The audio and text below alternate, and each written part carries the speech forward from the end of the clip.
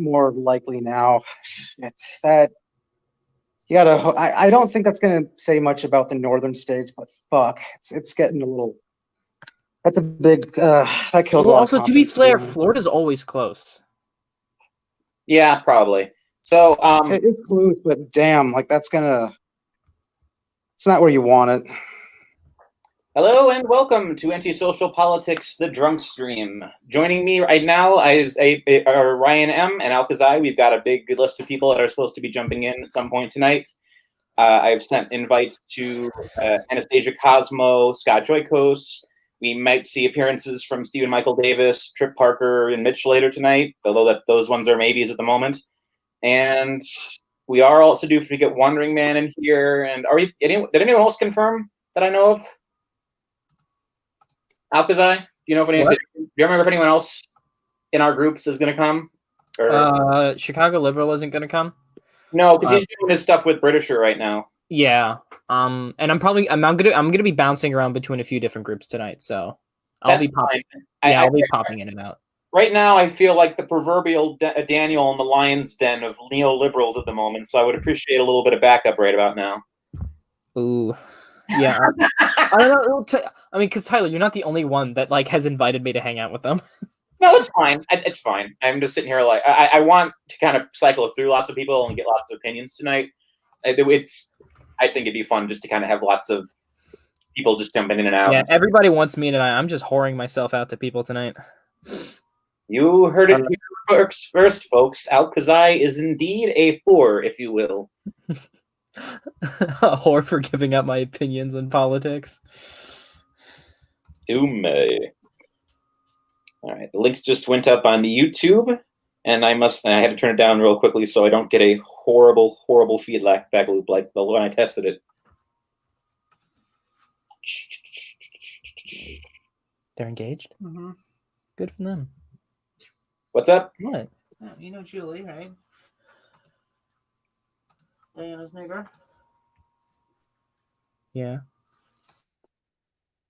And Alkazei just muted. Sorry, that was my mom telling me someone we know got engaged. How dare. Oh, we just lost Alkazei. Darn it.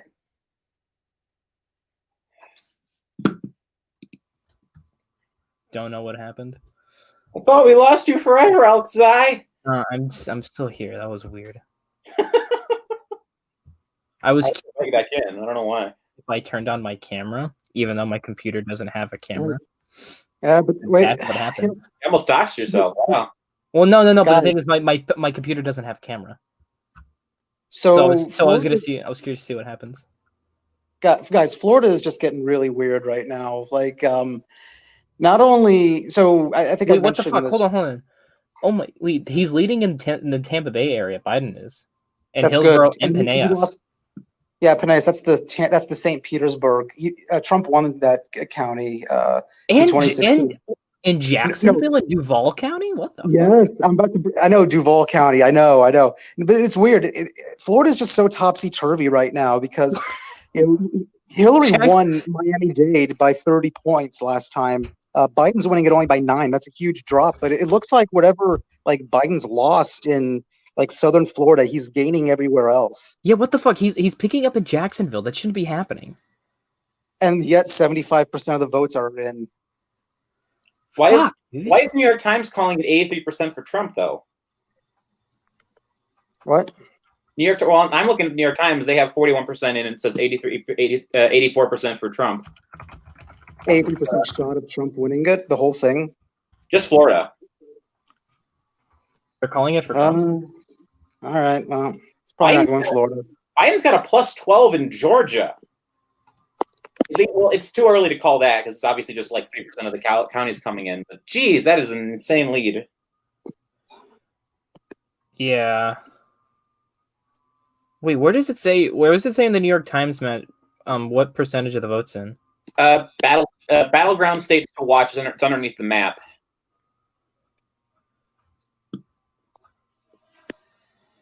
New Hampshire, Pennsylvania, Virginia, Georgia, Biden plus 12, 3% reporting. What about Florida? Okay. Shit. Florida's Trump is winning by 1%. Palm Beach County. Oh fuck. Trump is winning Palm Beach. Well, there's only it's 91 to 28, so it's not. There's barely any reporting right now. Shit, I've said it before. I mean, my basic opinion is that Florida has always been a light red state, but now it's a lot more dynamic than I initially thought. Wait, so Biden's leading in Hillsborough County by 12%. Goddamn. Okay, this whole Palm Beach County, hold on. Like, they've only counted like 91 votes for Trump and 28 for Biden. That's only, that's, they probably went through like one Republican precinct. Yeah. Because doesn't Palm Beach County lean Dem? Yeah. Fuck, dude. Oh, Give it some time. Yeah. I don't think, I mean, I'll still be shocked if Biden holds off in Florida, but like, Palm Beach County could come in. I don't know. I mean, well, Ryan, if he's picking up in Tampa Bay and Jacksonville, What does Tampa Bay usually go for? usually goes whoever the winner is. Tampa's very purple, so Okay. Tampa usually goes for like whoever wins Florida usually wins the Tampa Bay area, I believe.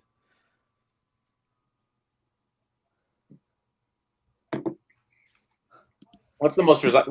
I know Ryan said he's using New York Times. What are you using, Alkazei?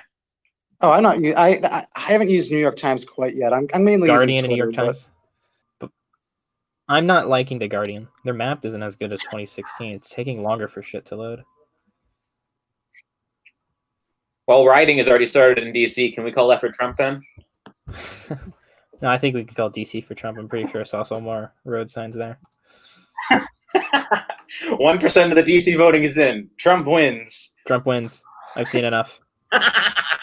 Trump wins the whole thing. I've seen enough.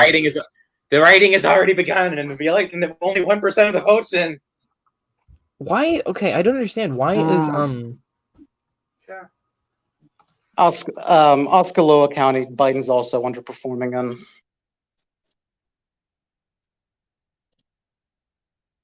This is why I don't make predictions anymore. Everything is just so freaking wonky 24/7. I think it's still safe to make predictions. I still think Biden's going to win in Florida. I don't think that's an unreasonable thing to say. I'm going off the New York Times. They're forecasting 91% chance for Trump. They are? Yeah. Fuck. I mean, New York Times is weird. They tend to be they tend to jump the gun in terms of predictions, but they were on it last election. So if they're calling it that far ahead, it could be. How much of the vote of Florida is in? What's it? 51% reporting. Yeah. I don't know what New York Times is basing that margin off of, though. Well, I mean,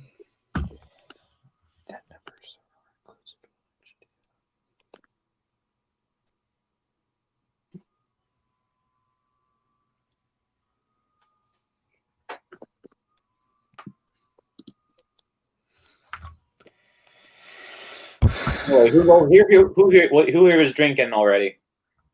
not me. We'll be well. drinking it a bit. Ryan, are you old enough to drink? I'm 26, bro. I didn't know that. I never look at your photos, so. Alkazei isn't, but Oh my. 80 he would probably pull out the weed izzle anyway. performing well.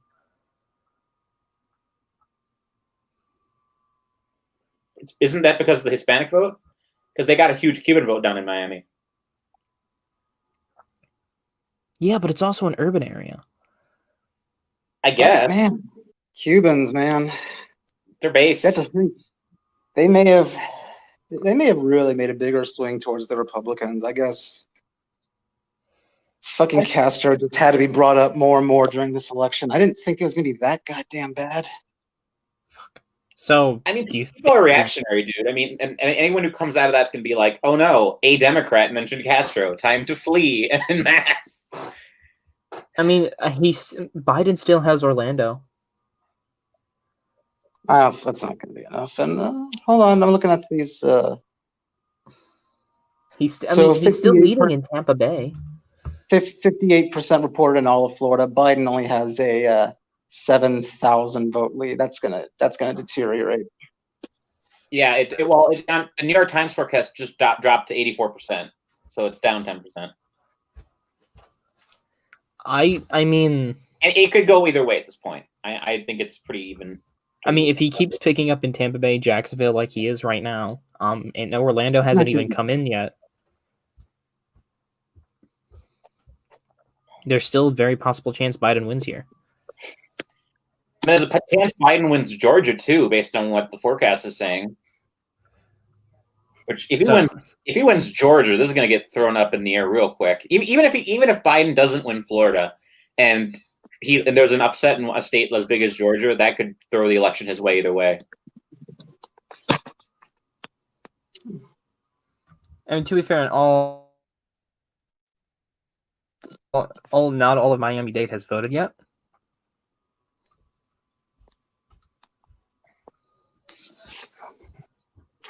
And also in Broward County, there's only 16% of votes recorded so far. 16 or 60?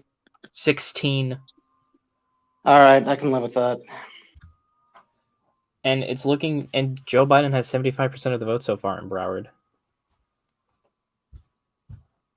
And he's looking good in Palm Beach County, so quit fucking doomer posting. Is he overperforming in Palm? I mean, I just don't see how you can. Dude, that look. That new Miami deficit is just so big. It's just so hard to overcome. Wait. No. You're okay, look. So look in Hillsborough, right? So Hillary Clinton lost Hillsborough County by 1 point in 2016, I believe, right? Yeah. With 82% of the vote in, Biden is leading 55 to 43. All right, make up everywhere else. And it's still probably, maybe Biden he'll probably, at this point, I'd say Trump wins Florida, but maybe by less than 100,000 votes. That's at least in the realm of. Dude, don't I don't know. I'm a realist, though, right? You got to do that. I'm a realist too, but it's looking. Whatever. West Virginia got called for Trump. That's not terribly surprising. No, that isn't. Let's look at Virginia so far. Virginia. Yeah. DC suburbs aren't really reporting it. Virginia is currently at 2% in, and it's 2/3 for Trump, but that's probably unlikely. It's probably going. Yeah, DC suburbs and Hampton Roads haven't really reported yet. Well, it's like I said, I'm calling it for Trump based on the writing. They know what's up. Even though DC is the single most liberal district in the entire country and always goes blue no matter who. So, I mean,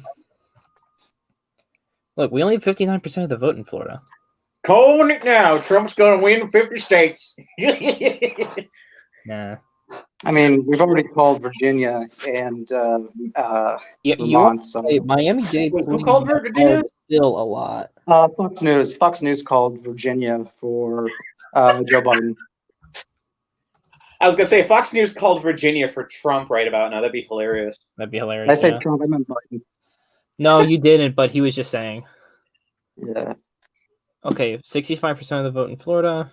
Hooray, our resident fascist has joined us. How are you doing, Wandrin? Hey, what's up? You're no longer surrounded in a den of neolibs. I appreciate your company. Yeah, I have to back up a fellow right-wing brother. I'm something, I'll tell you that. Yeah, what state are you in? I forgot. Illinois. Illinois. Well, yeah. I consider not even voting because my vote doesn't matter in this state. It's literally not going to make any difference one way or the other because I live next to Chicago. Oh my lord. Maybe I affect my county race, but that's about it. I feel really bad for real Illinois people because it's literally the rest of the state is red, but it's the Chicago area just fucks everything up. Yeah, I mean that's kind of part and parcel with having a massive population in your state is that suddenly everyone all the interests kind of get boiled up into just that one area of Chicago. I mean, the joke is anyone who's not from Illinois, they always if you're not, they always ask you, are you from Chicago or not? And it's like, well, I'm about 40 miles west. Oh, so you're from Chicago, basically. Biden now at a 50.4% chance of winning Florida. He's leading by 2%. And are you guys seeing the New York Times? Yes, I am. I'm using New York Times. I was using Guardian at first, but I'm not liking what the Guardian's putting out. Okay. Yeah. What are you guys? I'm just literally looking at I don't know where to where are you guys looking for terms of finding results and all that? I'm just looking at the Associated Press right now. I'm just watching CNN. I'm watching John King on CNN. He has his board, his election board. So I was going to say, the reason Biden has a bigger lead now is because a lot of votes from Broward just came in. Unfortunately, Broward, he's no longer overperforming in Broward to where Hillary was in 2016. It's exactly the same, 66%. Trump's catching up in Pinellas, but he won Pinellas. I mean, he's probably going to lose Pinellas by 2% to Biden. He's still, I don't know. I mean, I really want Biden to win Florida just so we can end it early. But you can hold that shit over me, Alkazei, because I know I've been so skeptical. I'm like, oh no. I don't want this to end early. I'm not drunk yet. What I'll say is that you guys are what I tweeted this out, but basically there's a bunch of hurdles for Trump too. So basically it's kind of like gauges. So for example, if Trump is losing, and not just it's not oh, there's one county that's overrepresented that's skewing what we might look at.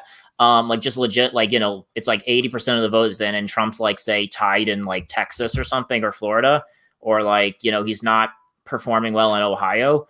Then we could basically you could basically see these, because if for example, Ohio's a more Republican leaning Rust Belt state. And if he's not doing well there, then he's obviously not doing well in the more competitive upper Midwestern states. So it's you could basically determine what's going to happen by certain states. But there's certain these hurdles that Trump has to go through. So the first hurdles is the states that I think people, even the Democrats, probably say, yeah, Trump probably is a favorite there, maybe Texas and Georgia. 530 has Ohio as a toss-up. Yeah. The thing is the thing. Yeah, I think that Trump's gonna probably win Ohio by a pretty solid margin at least for one. Maybe it all depends on how how strong Joe Biden has been able to work on the the white working class voters, how well he performs better on that demographic group than Hillary did. If it's the same or just slightly better, then Trump is more favored to win. Not favored, okay. But just it's more likely because that's basically why Biden is. A lot of people said Biden was is a better candidate because he was able to win a lot of the votes for then. Why isn't Orlando reporting? Guys, so some news that now this has just come in again from John King.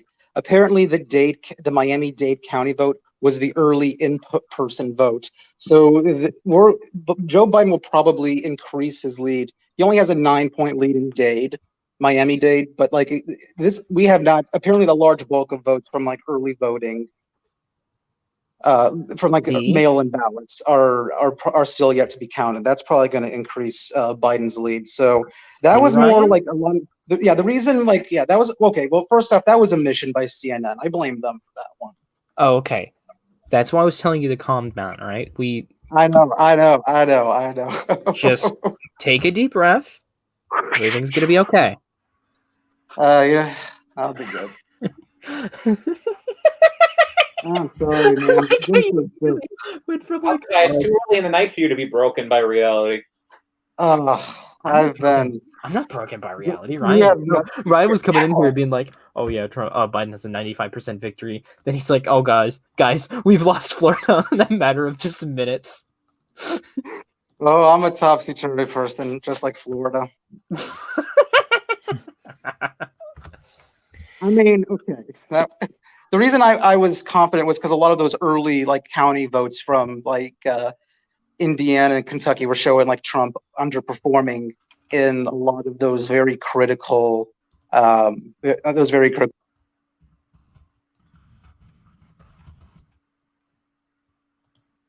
Let's see. Apparently, according to the New York Times, it says the forecast is that they have as a 90% chance Trump is going to win Florida. Or maybe I'm saying it wrong. I'm not sure. That's what the New York Times on my screen says. I don't know what they're basing that off of, though. Maybe because if it's there's three types of voting. There's the mail-in voting, which is more democratic. There's the early vote, which I think is like kind of mixed. Depends on the state, and then the election day is more very Republican. So it just depends on who they're calling.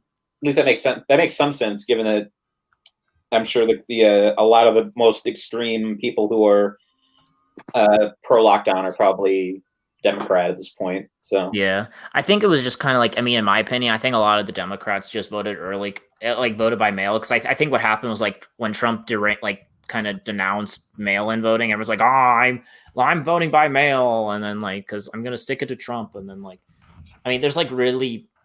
I mean, there's also probably like some people, they probably like the Republicans care less about kind of like, oh, I'm going to die by COVID. But, you know, so that's probably, there's probably a reason to that. But I feel like a big chunk of it was to virtue signal against Trump's attack against the mail-in things. Abdicating your vote to own the libs. So Biden's leading 2.1% in Florida with 72% of the results in? That's good. I don't think... He's already cracked 4 million votes. I mean, that's generally a good indicator. Thank God Orlando's coming in. That's what I wanted.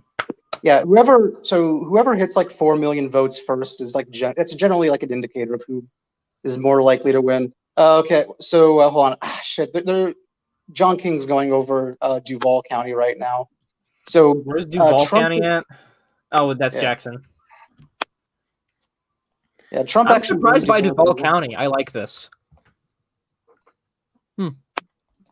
73% in Biden is up, I think, by 1.9. According to New York Times, 90% of the vote isn't in Duval County.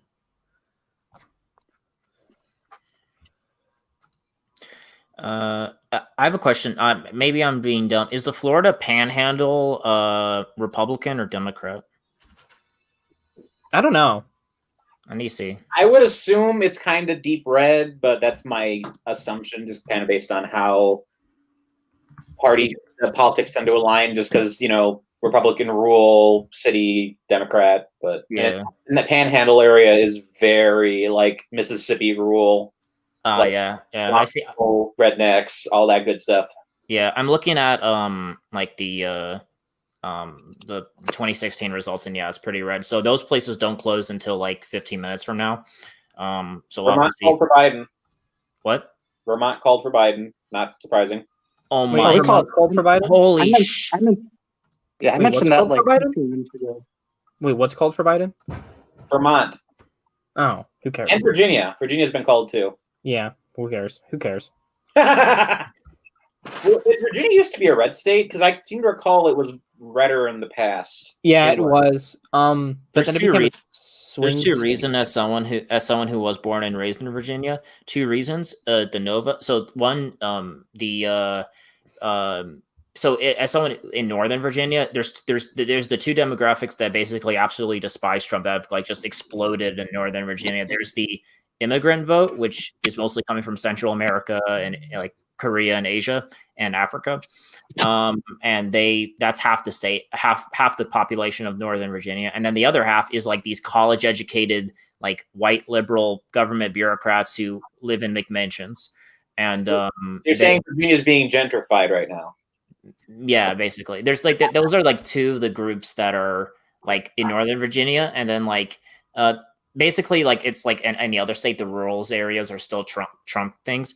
I think the question is how much Trump is gonna lose Virginia by. I don't think it's gonna be by double digits. I think he'll lose it bigger than Hillary did. I think he might lose it by 7 points or something. Also, Virginia's going bluer because of growth in the Hampton Roads and Richmond areas. Yeah, that too. Yeah. That was like one of the big, like when they reported Virginia, like back in 2016. Remember, it took a while because it showed like Trump having double-digit leads until like late in the night when all the northern Virginia suburbs votes finally came in, and that just gave it gave like a pretty overwhelming victory by like Virginia standards to Hillary. So Like now we know better. Like we know like Virginia's a lot more predictable now.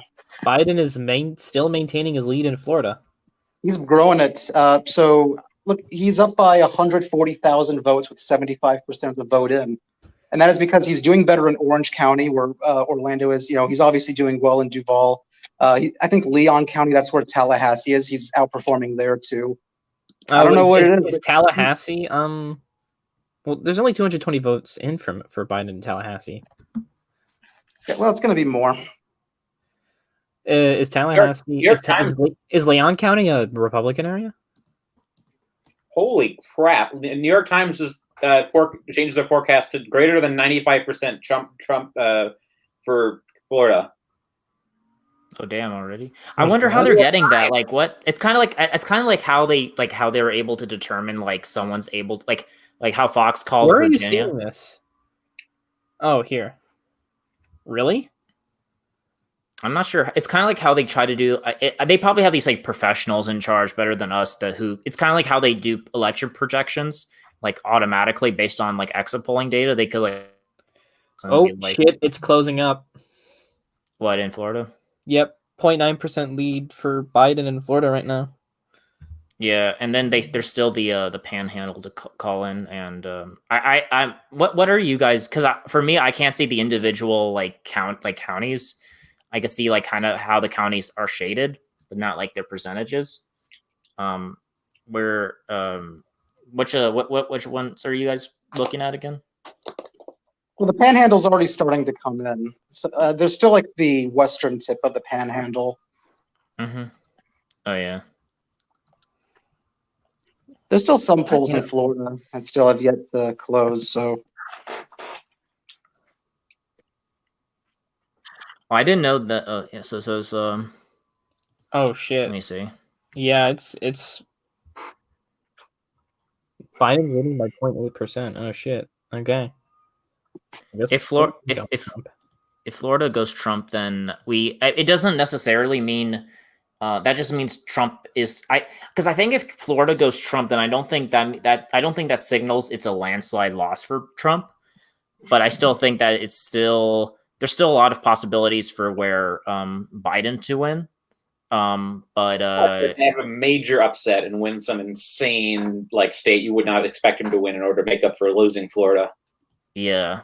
If he's losing, if he's not, because I think, because if the now I don't know how to confirm this, but like the Miami I forgot what to call it, but if the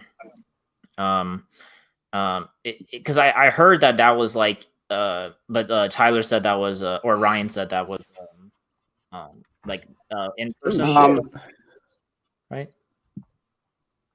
All right, so sorry, I'm just trying to. They still haven't updated the Florida votes yet.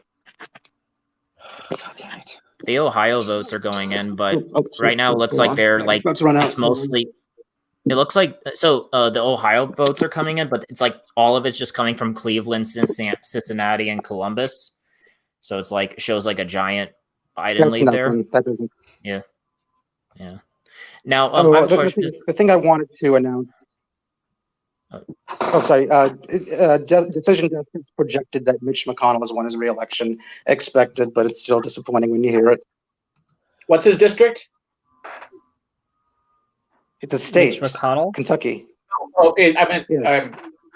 I didn't know if he was elected by an individual district or which state it was.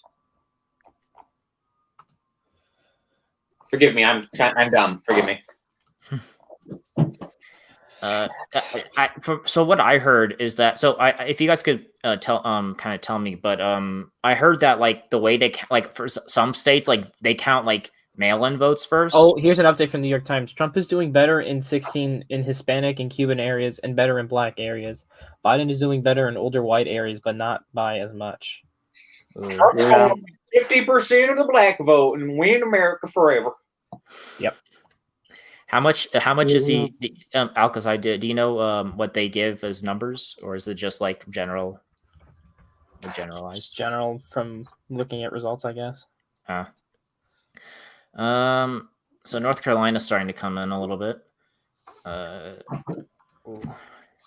So now that we're seeing things coming in, I don't think there's any solid thing so far, but like, we're starting to see some sort of like kind of like things coming around. Are you guys like any thoughts on how this is going so far? Like, I would say I was expecting better. I really was. So I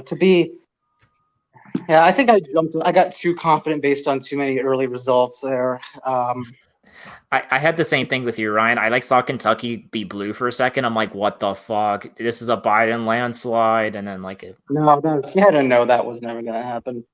Like, I'm like, okay, maybe something's going awry, but it's like if Trump's like down, and then I'm like, oh, never mind, he just won it. So come on, Florida. So let's say Florida gets called for let's say it goes for Trump. What's the next kind of state that we should be looking out for? Like North Carolina, Georgia. I would say Pennsylvania, just in terms of importance, because that's kind of one of the big flip states.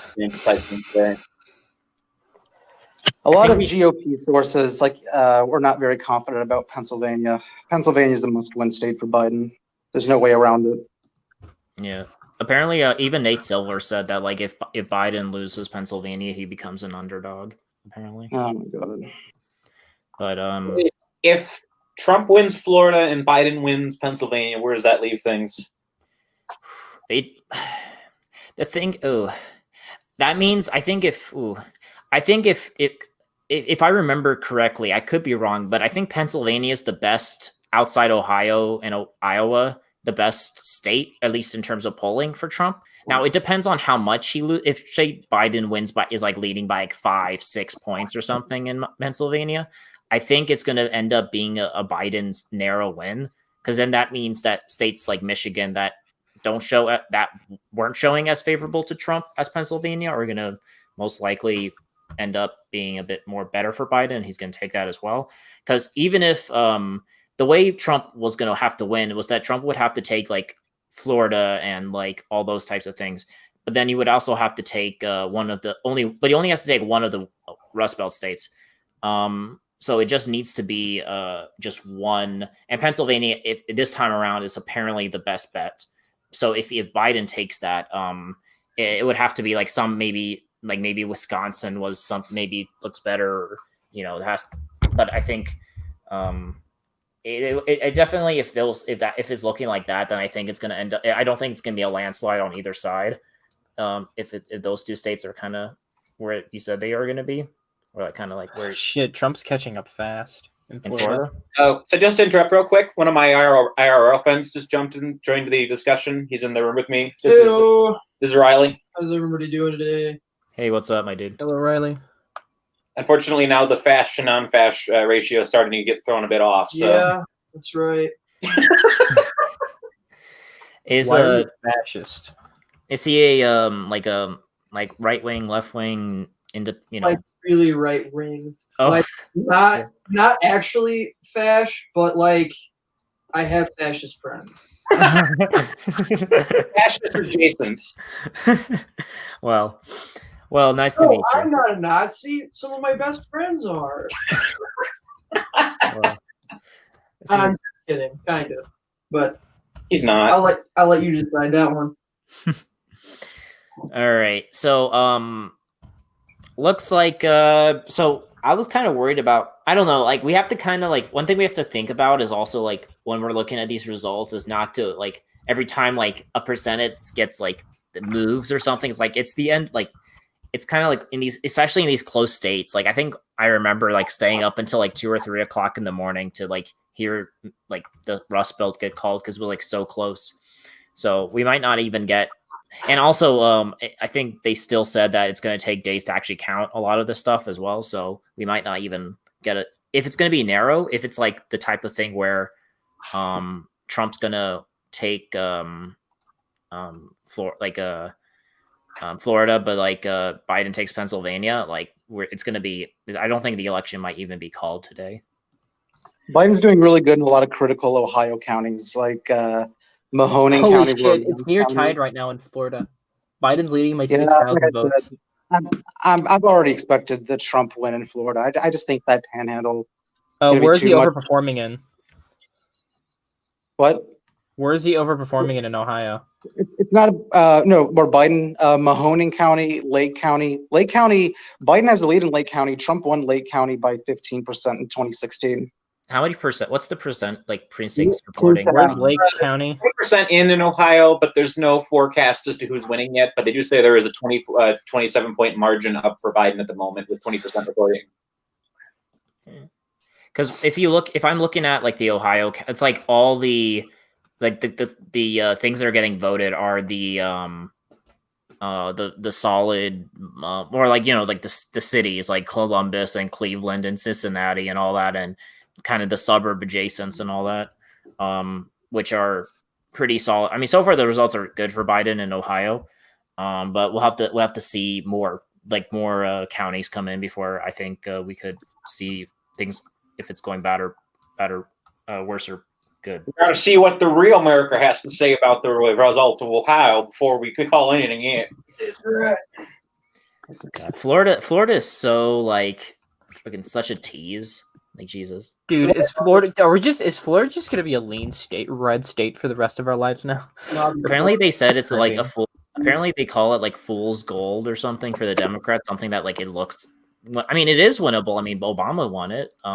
It's just All right, guys. Trump is now winning in Florida, 81%, and he's up by 18,000 votes. Again, this is and there's still a lot of they haven't even called Pensacola. They haven't reported anything from Pensacola or the surrounding counties. I'm still waiting on word for whether or not the mail-in ballots are behind in Miami-Dade. Because there's some sources that are saying that's not true. There's some that are saying it is. I don't know. We'll have to see. Early Florida results are exceeding the Trump campaign's expectations. Bill Stephen, the campaign manager, earlier today said that the expected early vote totals to favor Democrats. Fuck.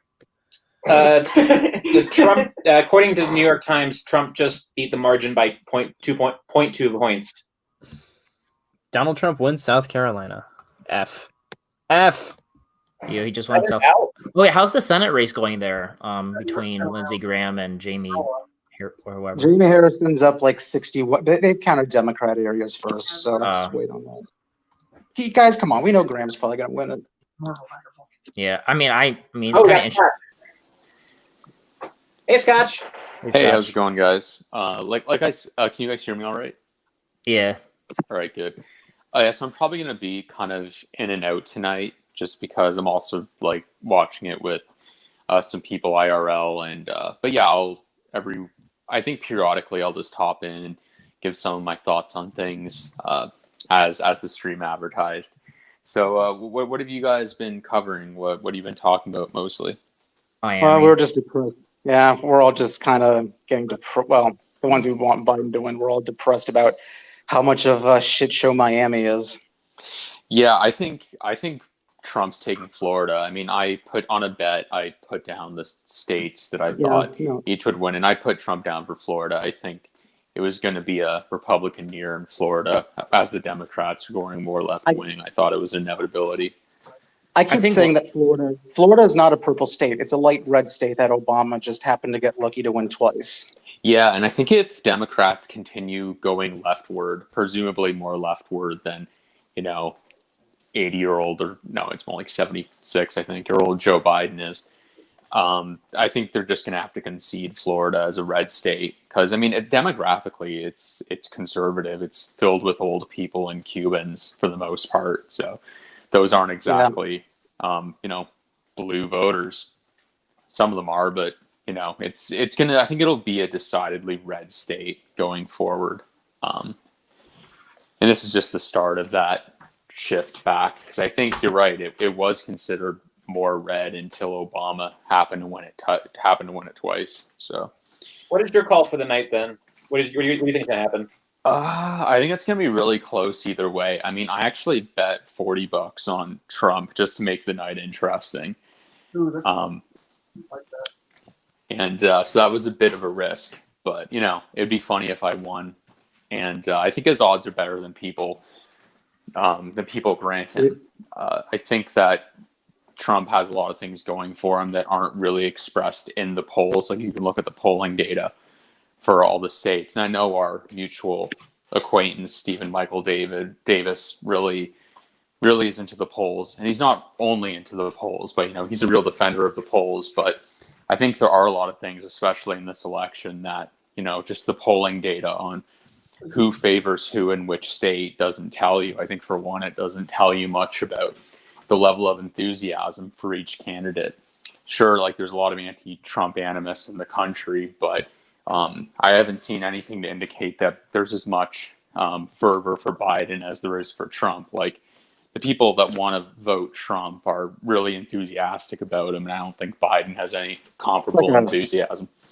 I mean, the real question tonight is what narrative is going to win out. I mean, is it going to be the silent majority secretly won America took the narrative back, or is it going to be the establishment was right and the statistics were right all along, and Biden's been predicted to win for months? Tonight's really just going to kind of vindicate whoever wins. But it's going to be a lot closer than we would have thought it would have been like a month ago. It'll be like 2016, and in that case, it'll end up being this nail biter that people thought was going to be a blue landslide.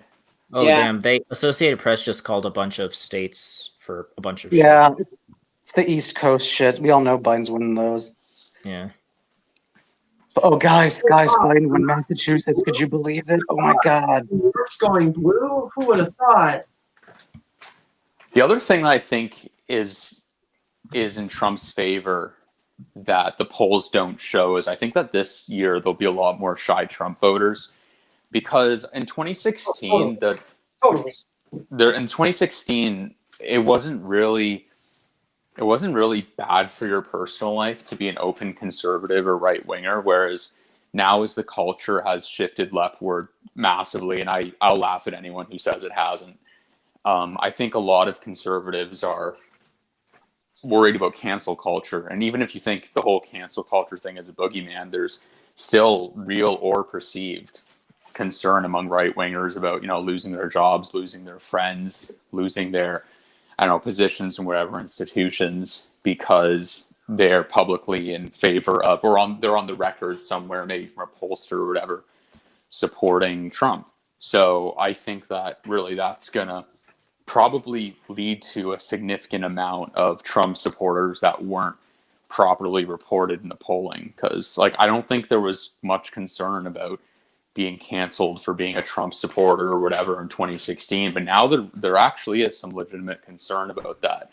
And again, it's just the culture's changed. It's either way, even if you're not going to get a professional slap on the wrist for supporting Trump, it's still less fashionable. I don't know if it's ever been less fashionable to support the sitting president. The way I see it, it looks like it would go in a Biden landslide, partially because I'm just Canadian, and Canadians are all really anti-Trump constantly. But you look at it and it's like all the celebrities are for Biden, all the influencers are for Biden. The media is, even Biden supporters admit, it's just in the tank for Biden, except for Fox and stuff. And you get all these anecdotes about people who like Biden. You'd think that it's going to be a Biden landslide, but it very well could not be. So that's the other thing people need to consider is what does your bubble look like, and does the media actually represent the population? Because in the last election, it didn't really. One thing I find is very important. So on a side note, when are the Canadians finally going to Boogaloo? The people want to know. When okay, guys. For the guns? This is my friend Riley, by the way. There's okay. people on this line. To be perfectly honest, I don't actually know what the whole Boogaloo thing is. I don't even know what that means. Oh, well, Trudeau, your prime minister, he said he was coming for the guns. And in America, when people say they're coming for the guns, that means No. The revolution commences. Yeah. Oh no, we'll never have a revolution with anything. Certainly not guns. Nobody here cares. Okay, Like so 90% of people couldn't care less. So Decision Desk is doing something really weird on Florida. It's so they say the amount of precincts in is between 87 and 99. I don't know why there's a range here between like 87 and 99. It just doesn't. So if we are at 99%, here's what they say. Trump is currently at the moment leading Florida by 44,500 votes. Now, let's just say this is the end and Trump has won Florida. That would actually be a much smaller margin than in 2016. He won Florida by about 112,000 votes in 2016. So, even if Biden has lost it, he's closed down the margins pretty significantly. He's more than cut it in half, if this really is the end of it. So, again, that's a good sign, at least for the most part. A lot of statistics are starting to come in. I mean, a bunch of states have dropped in the last 10 minutes or so. But nothing extreme though. Like Alabama, Mississippi, Oklahoma, Tennessee, all gone for Trump. And a couple of states expected to go for Biden have already been called. Illinois has been called. Maryland's been called. I was hoping we were going red this year. Illinois is definitely not going red this year. It's never going to go red ever. Hey, maybe we'll get people to vote no on the fair tax. That would be nice. Okay. All right. So finally, CNN is giving Trump Kentucky. I don't know why they took so damn long on that one. Well, it's CNN. It says the New York Times is estimating a Trump win in Florida by 2.9 points. Hmm. So we'll have to see, because it's and then it says right now they're leaning towards right now they said there's a lean towards Trump in Georgia too. We'll see. God, I wanted Florida to go. Backwoods boys. How's the relationship between Florida and Georgia? Like if Florida went to Trump, is it basically almost like 90-80% chance Trump gets Georgia, or is it like Georgia its own thing? Georgia's not really in question, I don't think. I mean, it's pretty likely Georgia goes Trump either way, just because it's Georgia. But I purely believe in physiognomy, and Trump is taller, so I think Trump wins. I guess that's true. as the phrenologist of the group, no. Silent racist. Dude, Michael Bloomberg spent $100 million in Florida. He did. Holy shit! This guy's. It's like that meme where he's like freaking like he's like, you made me spend 1% of my income, and he fucking spends tens of fucking trillions of dollars. Yeah, impressive. You only made me use 0.001% of my wealth. There you go. So much for money in politics. Yeah. So is anyone in this chat, I guess, other than wandering, is anyone in this chat like actually actively supporting Trump? Yeah, I mean. How about you, Tyler? What's your I don't even think I've outright asked you or gotten an answer. Like, what's your feel about this election? Because you're like a kind of a Tea Party conservative kind of guy. I'm gonna bounce out. I'll be back later. Okay. Alrighty. Yeah. Take care. I don't believe people should have third round clip of zines, but Silence, liberal. So, I mean, I've been kind of agnostic on things lately. I kind of see not necessarily a lose-lose scenario in whoever wins, just a bunch of disadvantages. I could really see this election going either way. Like, if Trump wins, the whole country's going to erupt into riots and everything is going to get nuts for the next 4 years. If Biden wins, the country's going to calm down for a while, and then we're going to have to deal with the excesses of a Biden administration, and everything's going to. Harris administration. Well, there's that, but they're trying to pull off. They're trying to say Donald Trump is not like with it enough to be president. You think Biden's any more with it to be president? Like Nancy Pelosi has more of an argument there. No, we're grading on a curve, though. That's the thing. So apparently in Texas, the votes are coming in. Biden's leading, but like that's because but only by like 8 points. And you might think, oh, that's big. The only counties that are being counted right now is Houston and Fort Worth. Like literally like the cities. Big. So like Republicans better start cutting your wrists because Texas is going blue, and you're never going to win the election ever again. That's what I was hearing. Democrats rule for the rest of time. Ooh. Cue Republican tears. I'll be right back in a moment. I'm gonna. It's actually over here in the West Coast. It just turned 6 o'clock. So I'm gonna eat dinner and I'll smooth myself back in here once I'm done. What is it with all these humans eating food? I don't know why they all do it at the same time. It's a bizarre concept. How you feeling, Ryan? Nah, That good, huh? no. It's so Trump's lead right now is over 75,000 votes in Florida. Oh Lord. Yeah. Did I answer your question, Scotch? I kind of got Yeah, derailed. sure. It's one of those things where it's like, I don't know. I would generally prefer a Republican win just because, lifelong Republican. But I also see the negative sides that are going to be implicit with that of everything is just going to get crazier.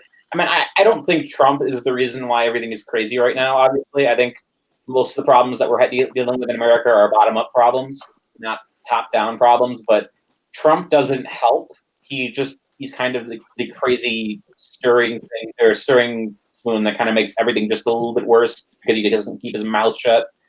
But I don't know. I don't necessarily know what would be the best thing. I mean, obviously, I'm sure Brian and Alkazei would say Biden's the best because we need to kind of get the country in with a stable person in the office who's not as crazy as Trump is or as inflammatory as Trump is. But I don't know. Anything that I could see bad results from either one winning. So I'm just kind of sitting here like.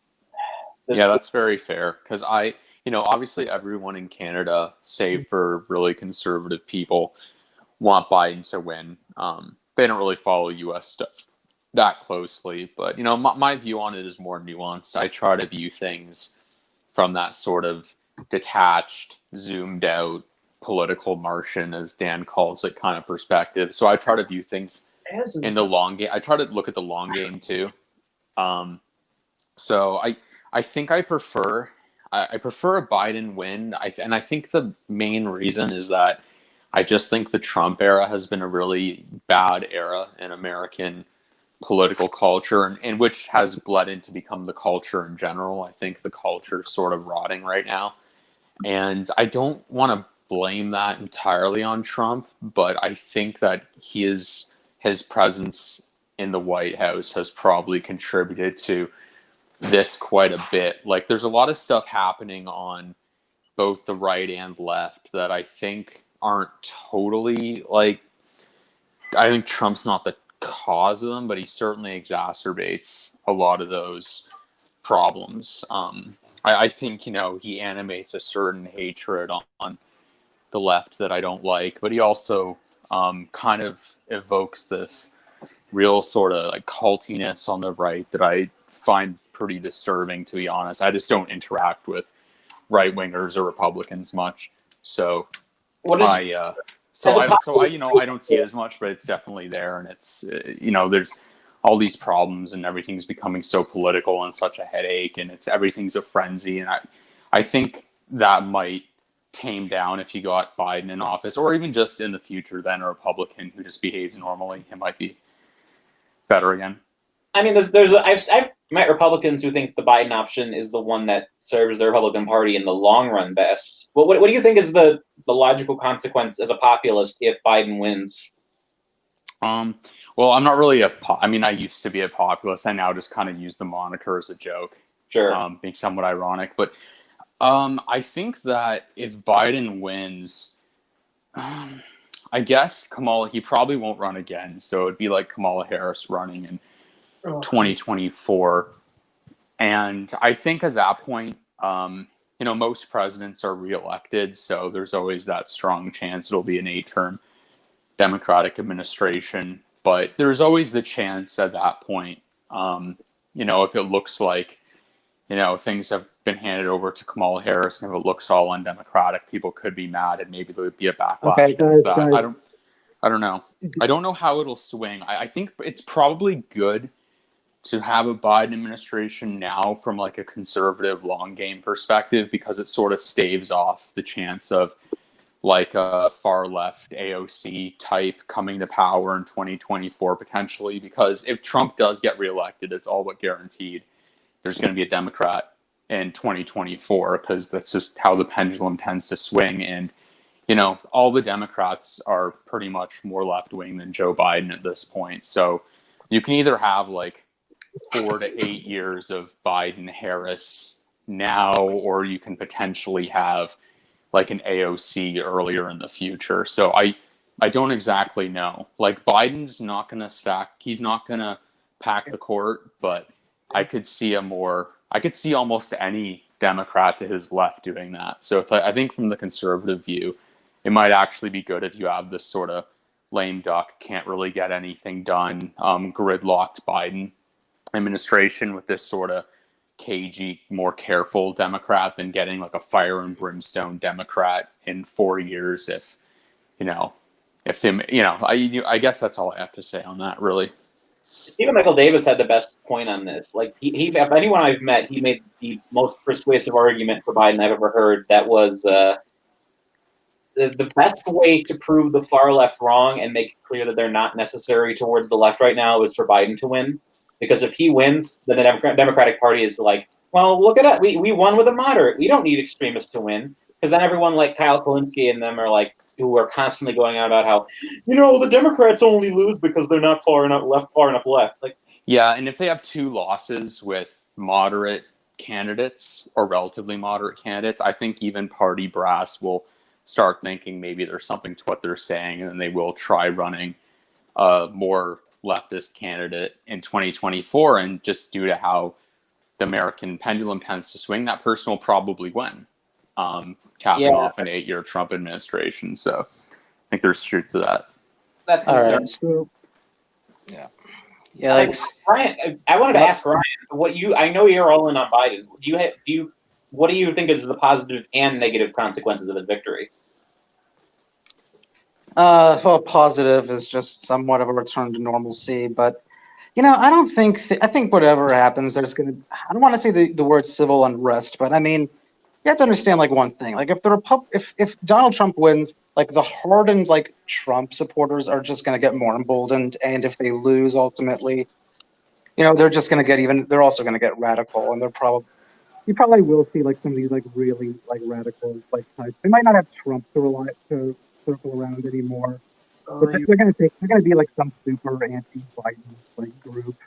I could see like shit like where they go out in the streets and try to intimidate people like to disagree with them. Ryan, your mic's kind of popped out. You good?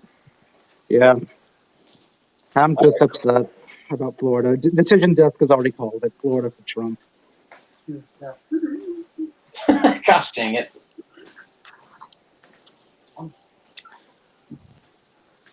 It's entirely possible that those things that I blame on Trump being president could actually just be byproducts of the social media age. Like, I sort of attribute this thing where there's like kind of always the hysteria of the week that then nobody cares about the next week. I sort of blame that on like Trump era politics and Trump era media, but that could just be a product of heightened social media use, and it's possible that you have that exact same thing when other people are present going forward, or maybe Trump had influence on that too, setting the precedent.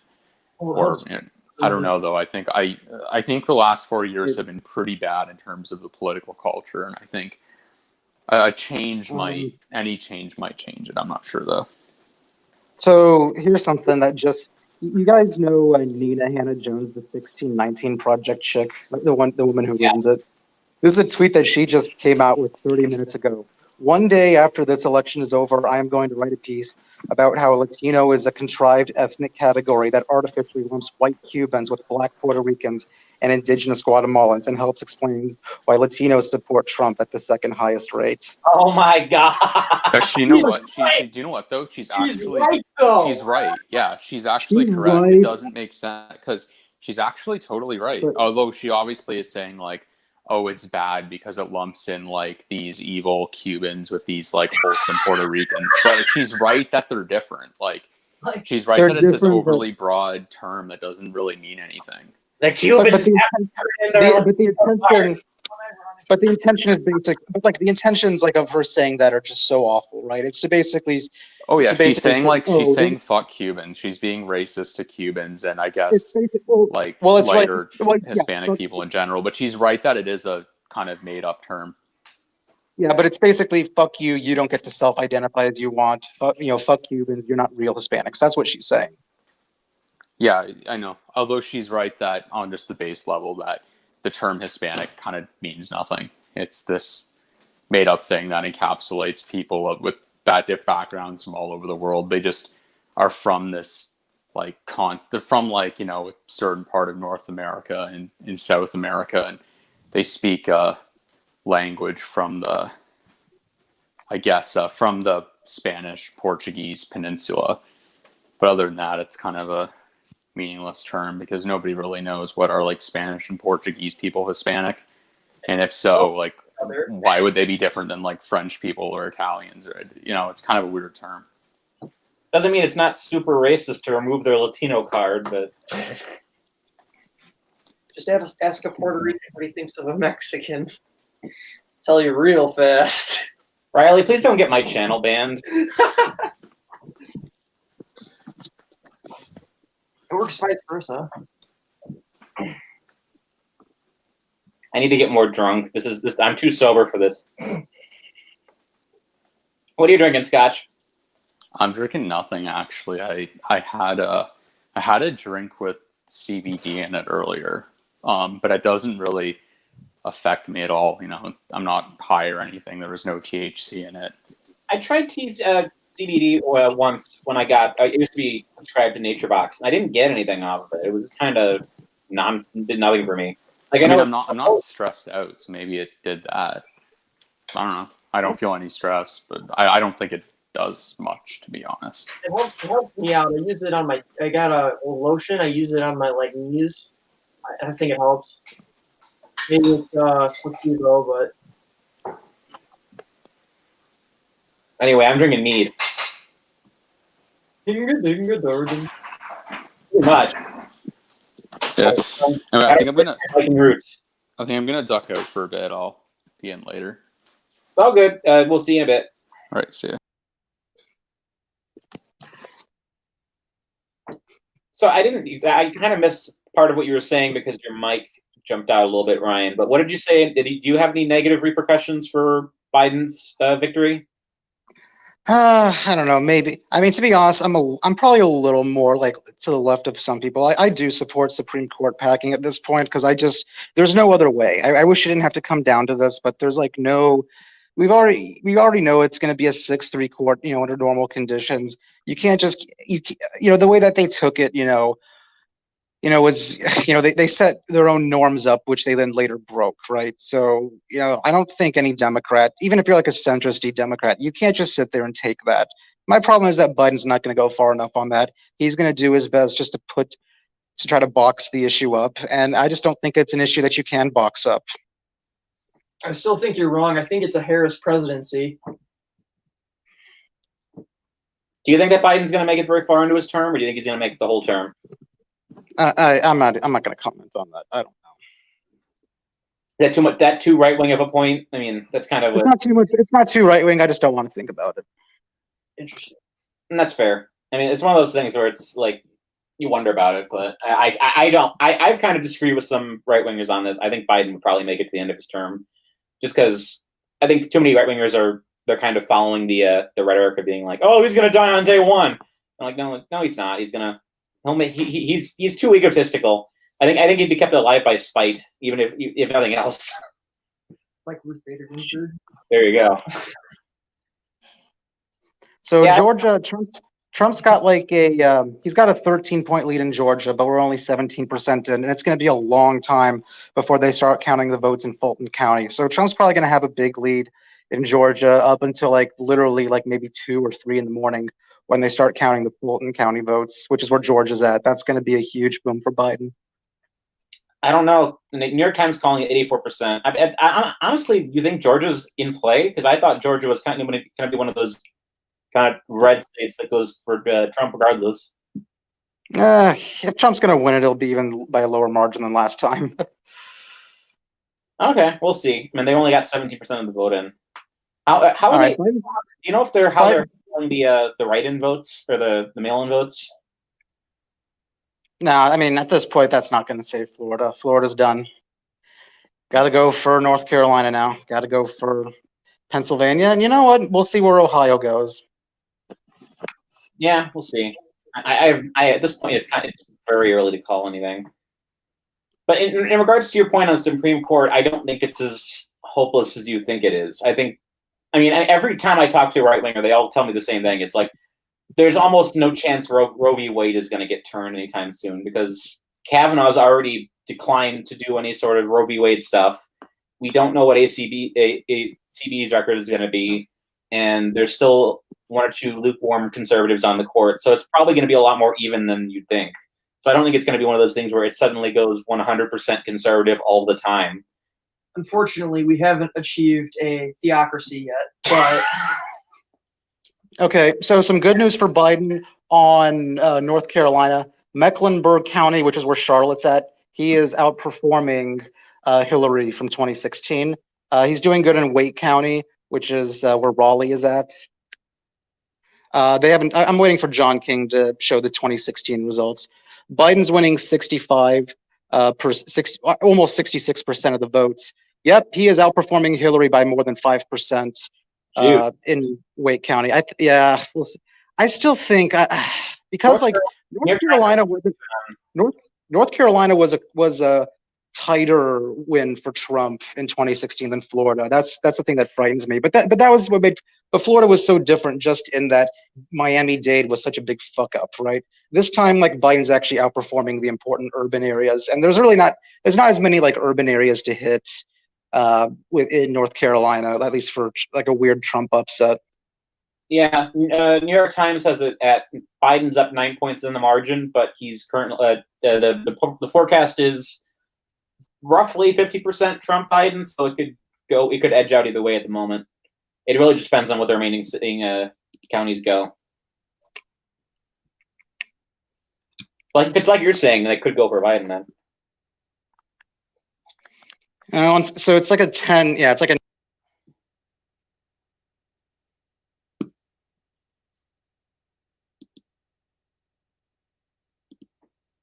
all right, let's see maps.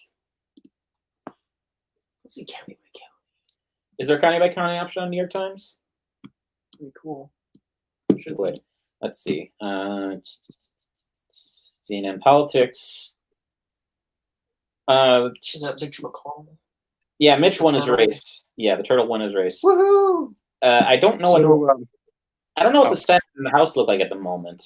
There's a joke in there about fairy tales or something.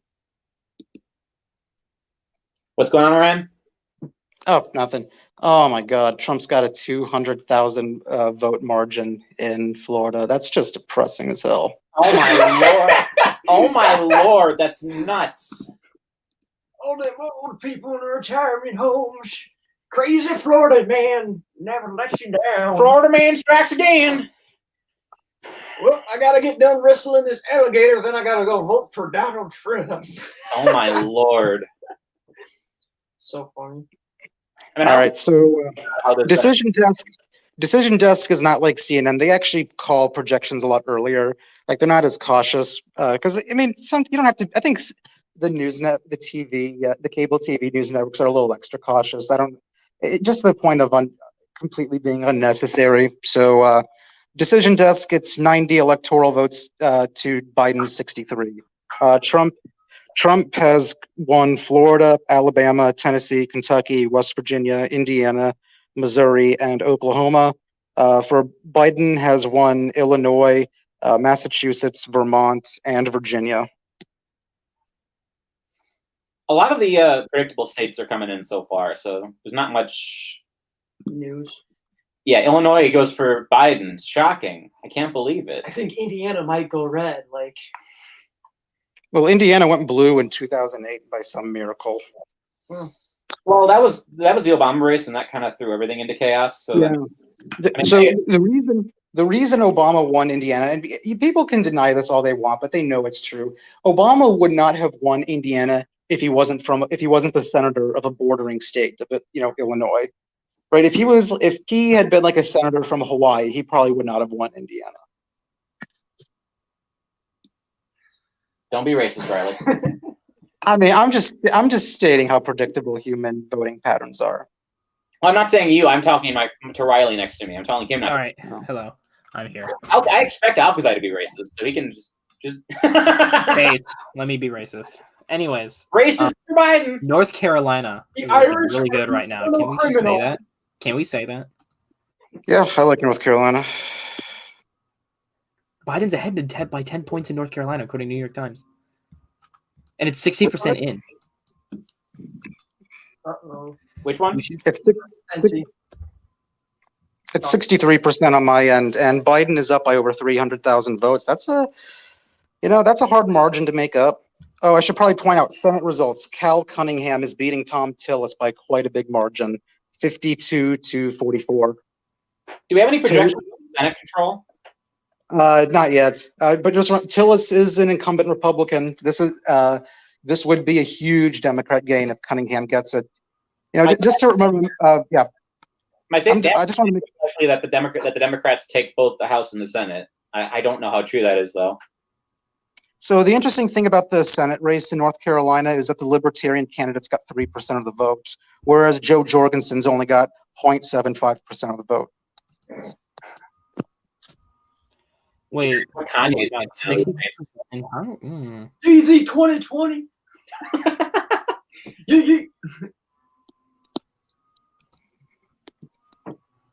Yeah, I think you can make the argument that the Libertarian candidates, some guy named Bray, his last name is Bray, I don't know what the first name is, they're probably playing an even bigger spoiler to Tom Tillis, even though I think Till would lose on his own. Biden's leading Texas by 5 points, and Bexar County is in. So it's Harris. I am not going to take Texas. I don't think Blue Texas is happening, but I want this to say. Yeah, I'm not going to focus on Texas until later results come in. I remember Super Tuesday. It started off with Bernie Sanders with like a 5-point lead in Texas, and then like over the course of the night, you just saw you saw Biden really make up the gap. I still think still think Bernie got. Also, Travis County has it coming, and that's where Austin is. I mean, you said it yourself, though, because it'd be really weird if Texas went blue this year. It's really weird. It'd be really weird if Texas went blue this year, but like not Florida. All right. Michigan and Wisconsin and Pennsylvania and Florida all go red, and then Texas goes boom. Blue Texas. Dude, literally, like literally, Biden could just flip Texas and he wins without gaining any other state. Oh my lord, that'd be a nightmare. Texas would just have an uproar. Like, Texas is like the one place in the country where you know for a fact if a Democrat ever won the state race, there would be like Republican riots. Like, how dare the Blues come into our state and turn it blue this year? Okay, well, actually, fun fact about that: most transplants to Texas voted for Ted Cruz.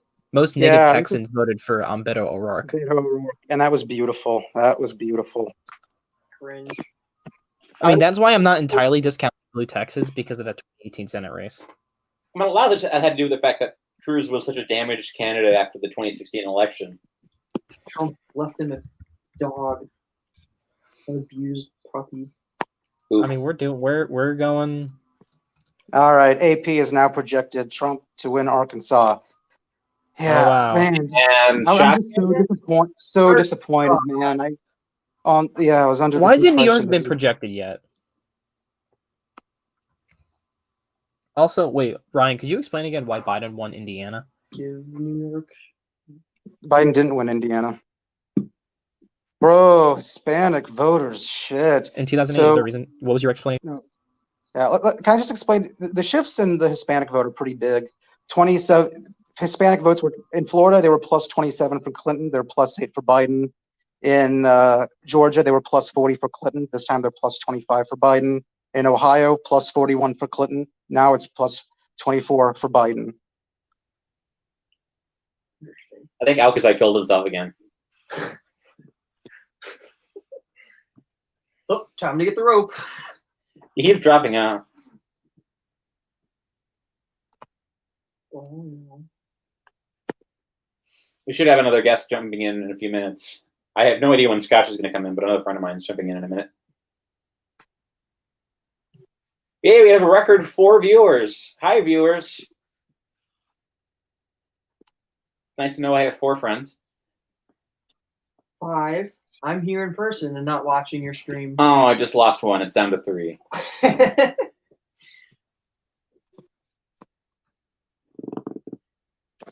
I like how I'm getting Black Rifle coffee ads on YouTube. Black Rifle coffee, most American coffee.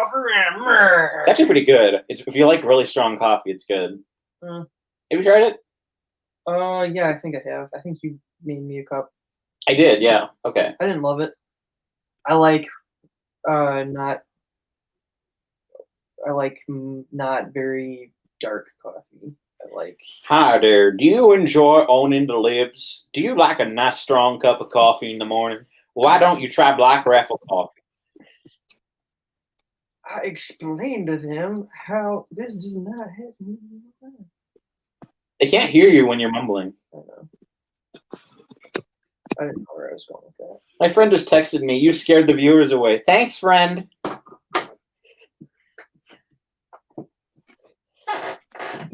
I appreciate your viewership, though.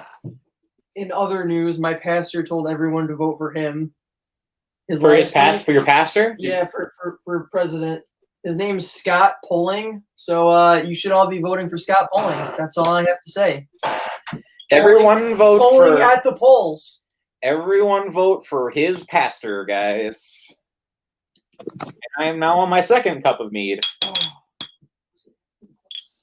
Oh, I can get you. If you want a glass, I'll make you some.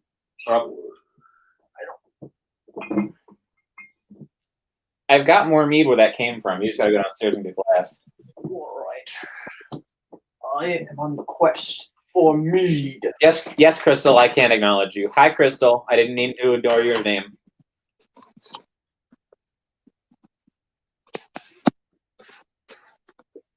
For those who don't know, my frequent graphic designing collaborators in the chat.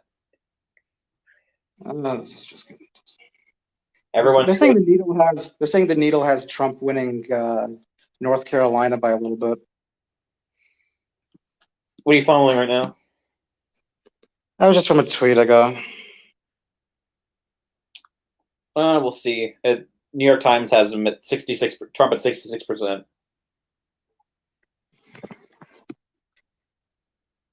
What states do you think are going to end up getting contested? Like, I know a lot of the mail-in votes aren't going to get counted tonight, but what do you think is going to? What states do you think are the most likely to get kind of flipped over? All of them. Till Biden wins.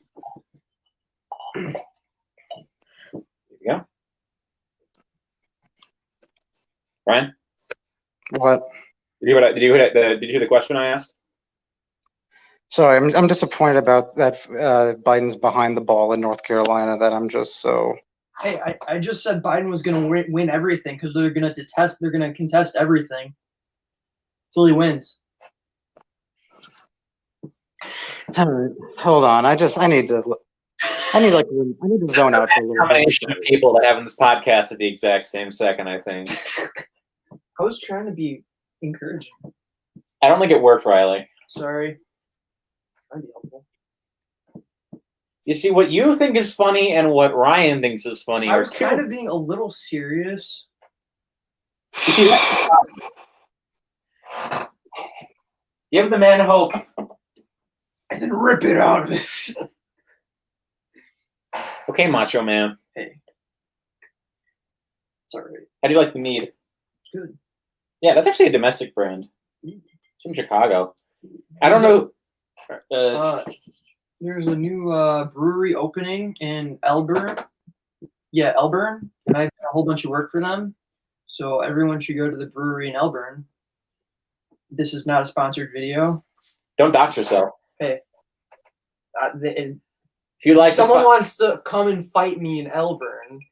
I challenge all who oppose me to a boxing match, like Uwe Boll. You ever heard that story? No, what? The film director Uwe Boll, who did like House of the Dead and a couple of really bad horror movies, he challenged a film critic to a boxing match. That's awesome.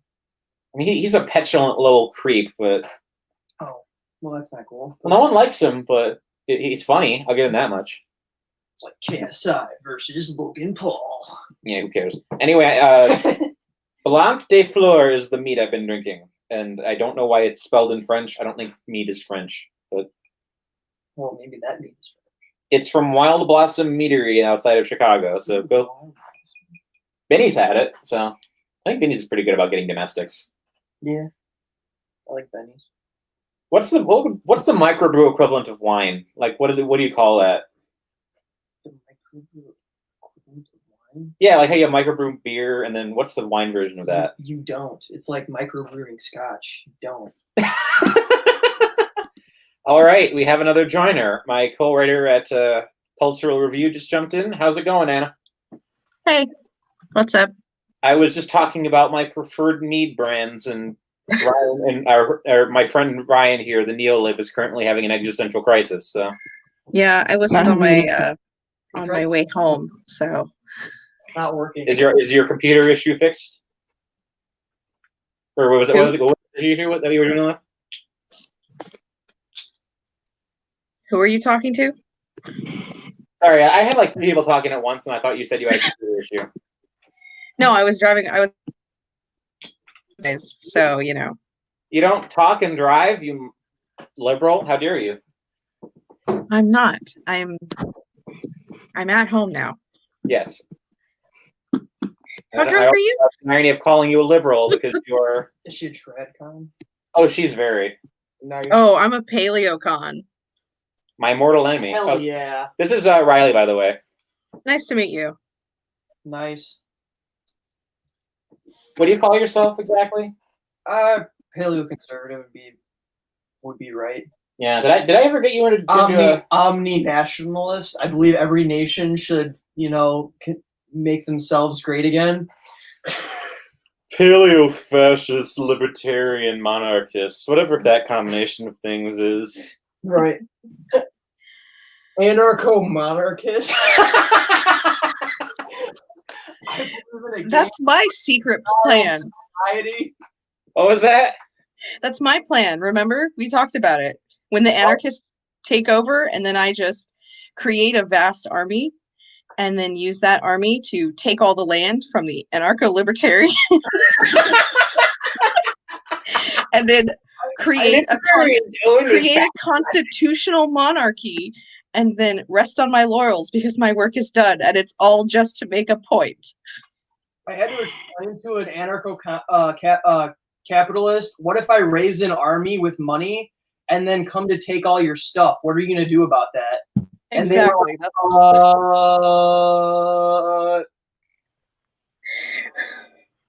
like, exactly. hard. I love ANCAPs, but they drive me crazy. They're childish.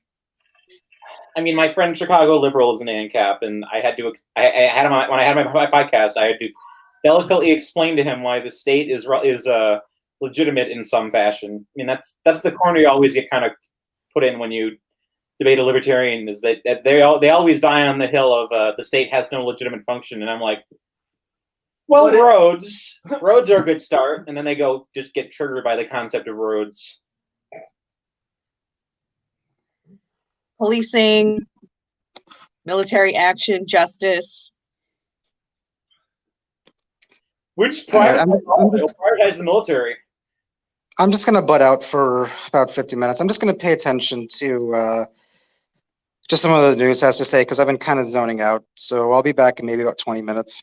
That's okay. Although the fast to non-fast ratio in here is going to be really Just off for a while. Real high. See you in a bit, Ryan. I'm not a fascist. No, but Riley is. That's not true. Wandering Man is kind of sort of an I think he calls himself an identitarian, so I teased him and called him a fascist when he entered. He didn't deny it, so Rough. Although it's funny, Richard Spencer just shared his ballot, and he Democrat Biden ticket all the way. He fulfilled his promise and voted for Biden. Well, yeah, because he's an accelerationist. Is that why he did it? I thought he just did it because he was like, Trump's incompetent. I don't want to vote for him anymore. That's why my one alt-right friend did it. Really? Yeah, he's an accelerationist, dude. Well, okay, I could see why your alt-right friend would be like, oh, I'm going to vote for Biden so that the revolution comes faster. But I think Spencer just did it because he was tired of Trump. I think he's like, Trump's not going to lead the fastest revolution, kick out all of the people I don't like. I'm going to vote for Biden just because he's competent. I think Richard Spencer's controlled that, but that's just my 2 cents. Oh gosh. So where are things sitting for where you're sitting, Anna? Or who do you think's winning at the moment? Well, it'll be Biden. You think But- Biden's going to win? Oh no, who I think will win? Oh, Trump. Oh, nice. Well, I've really kind of gone back and forth because for a while it seemed like the initial districts in Florida were going all in on Biden. At least that's what the when I was outnumbered by neolibs in the chat, that's what they were saying. Have you been paying any? Did you? The Gateway pundit this morning put out the lead that that Trump had in mail-in voting in Florida, and he was leading by about 1 o'clock, 200,000 votes. Oh my goodness! That is the lead. Biden was never going to win Florida, and anyone who thought that wasn't paying attention. You're not. The people those who are thinking that Biden is somehow going to win, and I'm not saying it's going to be some huge Trump blowout because I don't think that, but Trump is going to win because the enthusiasm gap is that big. You look at those rallies, all of those people are going to vote for Trump. I mean, I've been agnostic on this for a while because I'm just sitting here like, every time I listen to someone on both sides of the aisle, especially people that are enthusiastic, they were 100% certain that their side was going to win. And I don't mean that to mean anyone Trump voting, because I know a lot of people that are either very confident in him or very nervous. But whenever I meet like people who are super all in on the Biden thing, they're like, oh yeah, Biden statistics 100%. And I'm just sitting here like, I don't trust any of the statistics at the moment. I don't like predicting the future because I don't like being proven wrong. You don't believe the polls? Come on, they didn't get it right with Brexit twice or the last presidential election, but they'll get it right this time, Tyler. Well, with the presidential election last time, the margin, Trump's victory was within the margin of error, so they weren't 100% off. But the problem with this election so far is that it just seems that none of the statistics are actually hitting the ground in any reasonable way. And it's a little early to tell because we're still waiting on the majority of states to come in. But it looks like, Florida's going Trump, North Carolina's going Trump, Georgia's going Trump. But like Carolina. What one? I said North Carolina. I know, best Carolina. I was making a joke. I was going to say Aft Carolina, the third of the Carolinas. Which one? How many Carolinas are there now? 8? I don't know. Oh, geez. How many drinks have you had? 1. 2. I'm not drunk. I'm just dumb. I know. I was going to say, the drunker you get, the more Carolinas there are. I'm actually quite mad at the moment because I've got a bottle of dry cider on me and I can't open it because I need the lid. And unfortunately, I don't have a lid on me at the moment. Are you gonna open this with your bare hand? Just brute force it. Oh, I could do with my keys. I'm gonna bite the top of this glass off. I couldn't do that too. it's like I want to drink this Coke. Bite, and it's open. Like you can't. What is it called when you take a beer and you bite into it with your teeth? Like doing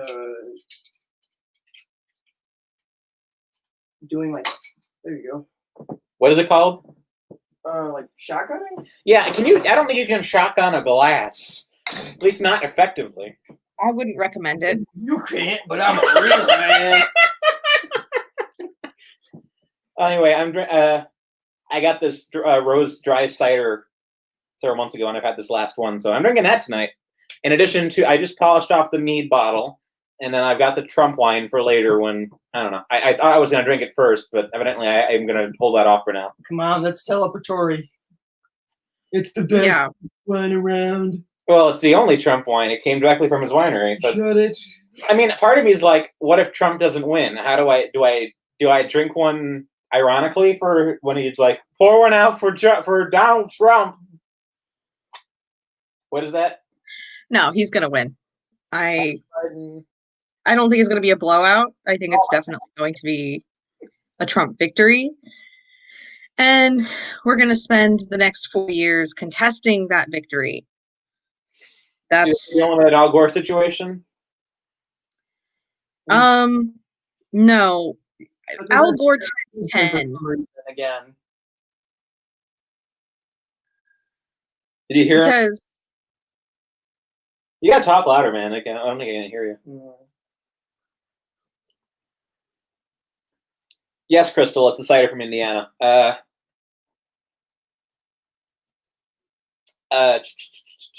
lost my train of thought already. I guess I am drunk. no, I thought Riley was saying something. He was, but he's not as close to the computer as I am, so it's kind of Okay. What was I going to say? Now I've lost my train of thought. Thank you for that. It's spreading. hand drunk from me. I'm sorry.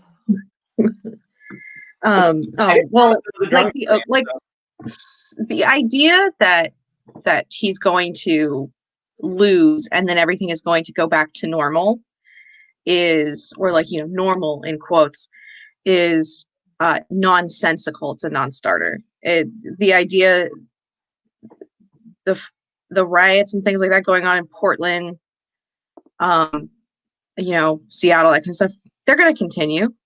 We're not dealing with something that's just, oh, they're mad because their president didn't get picked because it was her turn.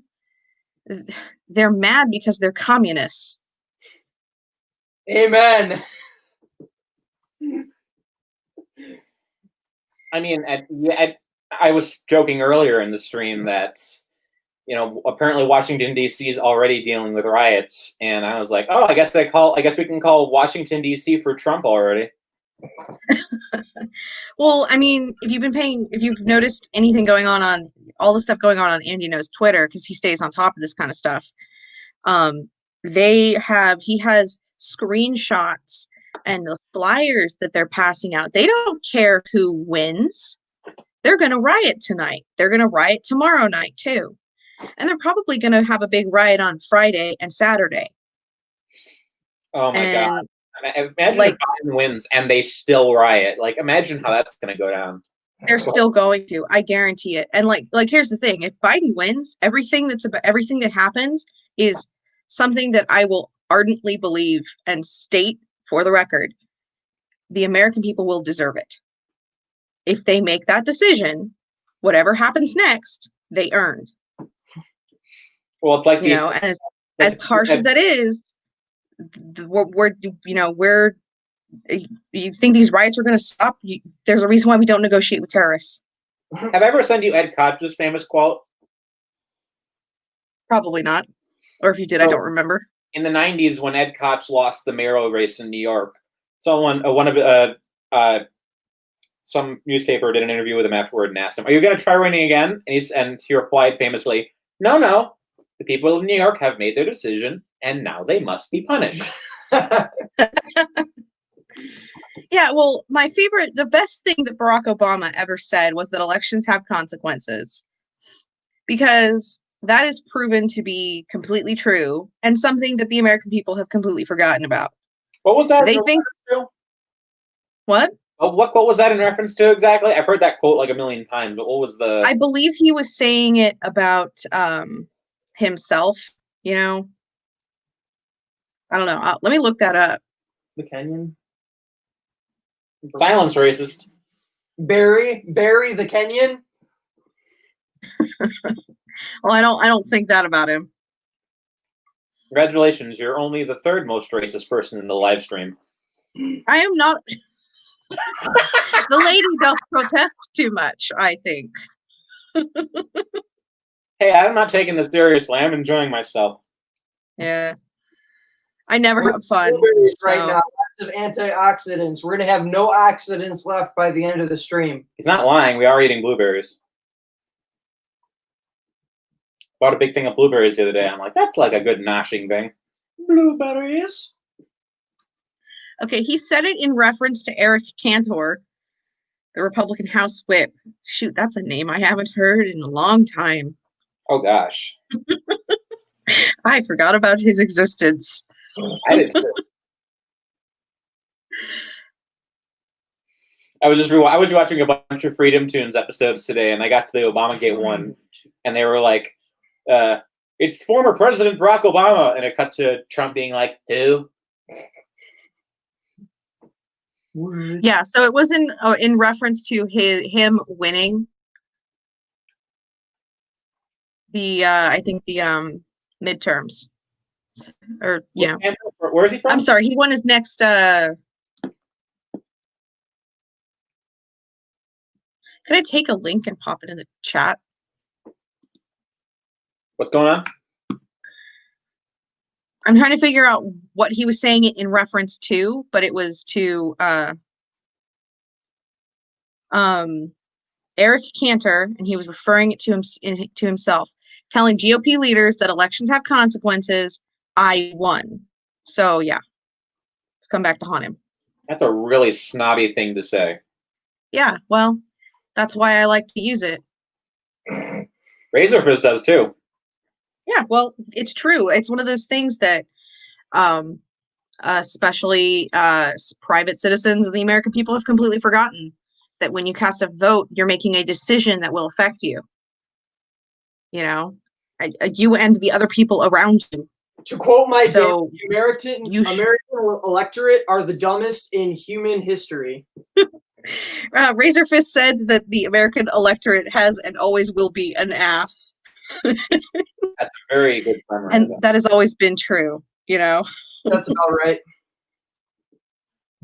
Man, I love democracy. Okay, Palpatine. We are... This is not a democracy. We're not in a democracy. We have never been a democracy. Stop using that word. But I'm a good liberal. You keep using that word. I don't think it means what you think it means. Silence, I'm drunk. I don't care. Anyway, I haven't checked in on the actual stats in a little while. Let's see how things are going. Yep. Okay, now North Carolina's 75% for Trump. Georgia's 81% for Trump. I don't know why that's a battleground state. Georgia?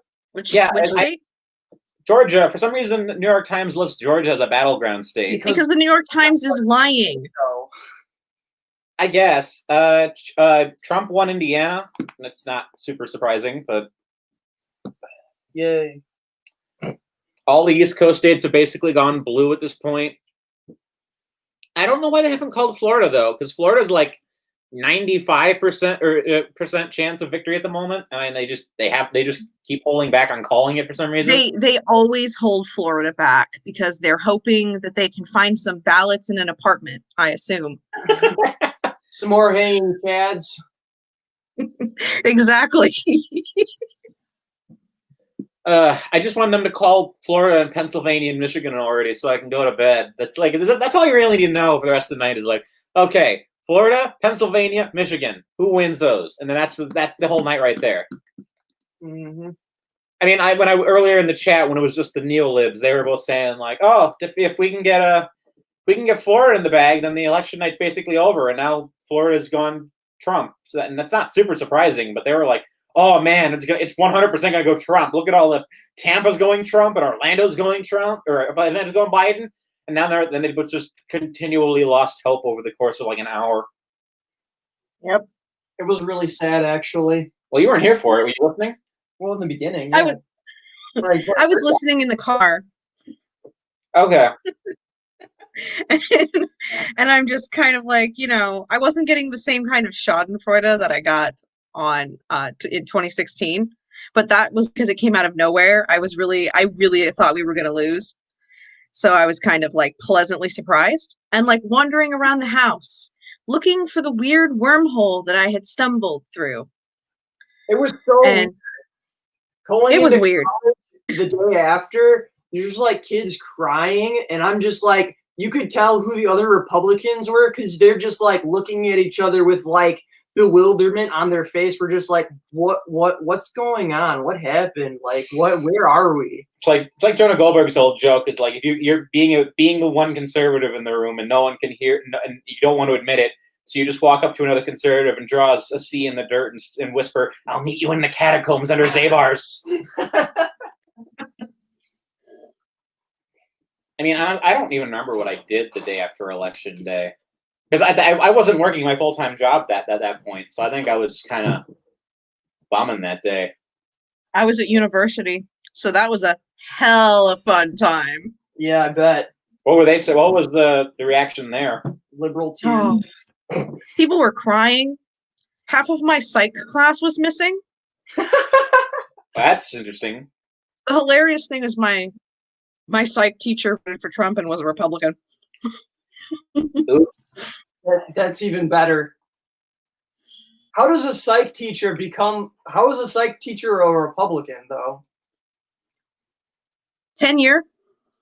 I guess kind of the same way Rachel Fulton Brown maintains being a Republican at the University of Chicago, just being tenured, and they can't do anything to me. Yeah, that's why they're getting rid of it, because it's actually become a problem. It's like in California where they're going to abolish the Civil Rights Amendment. That way they can discriminate against white people openly. Yep. Hooray! Liberalism! Did the blueberry kill you? No, this isn't the Hunger Games.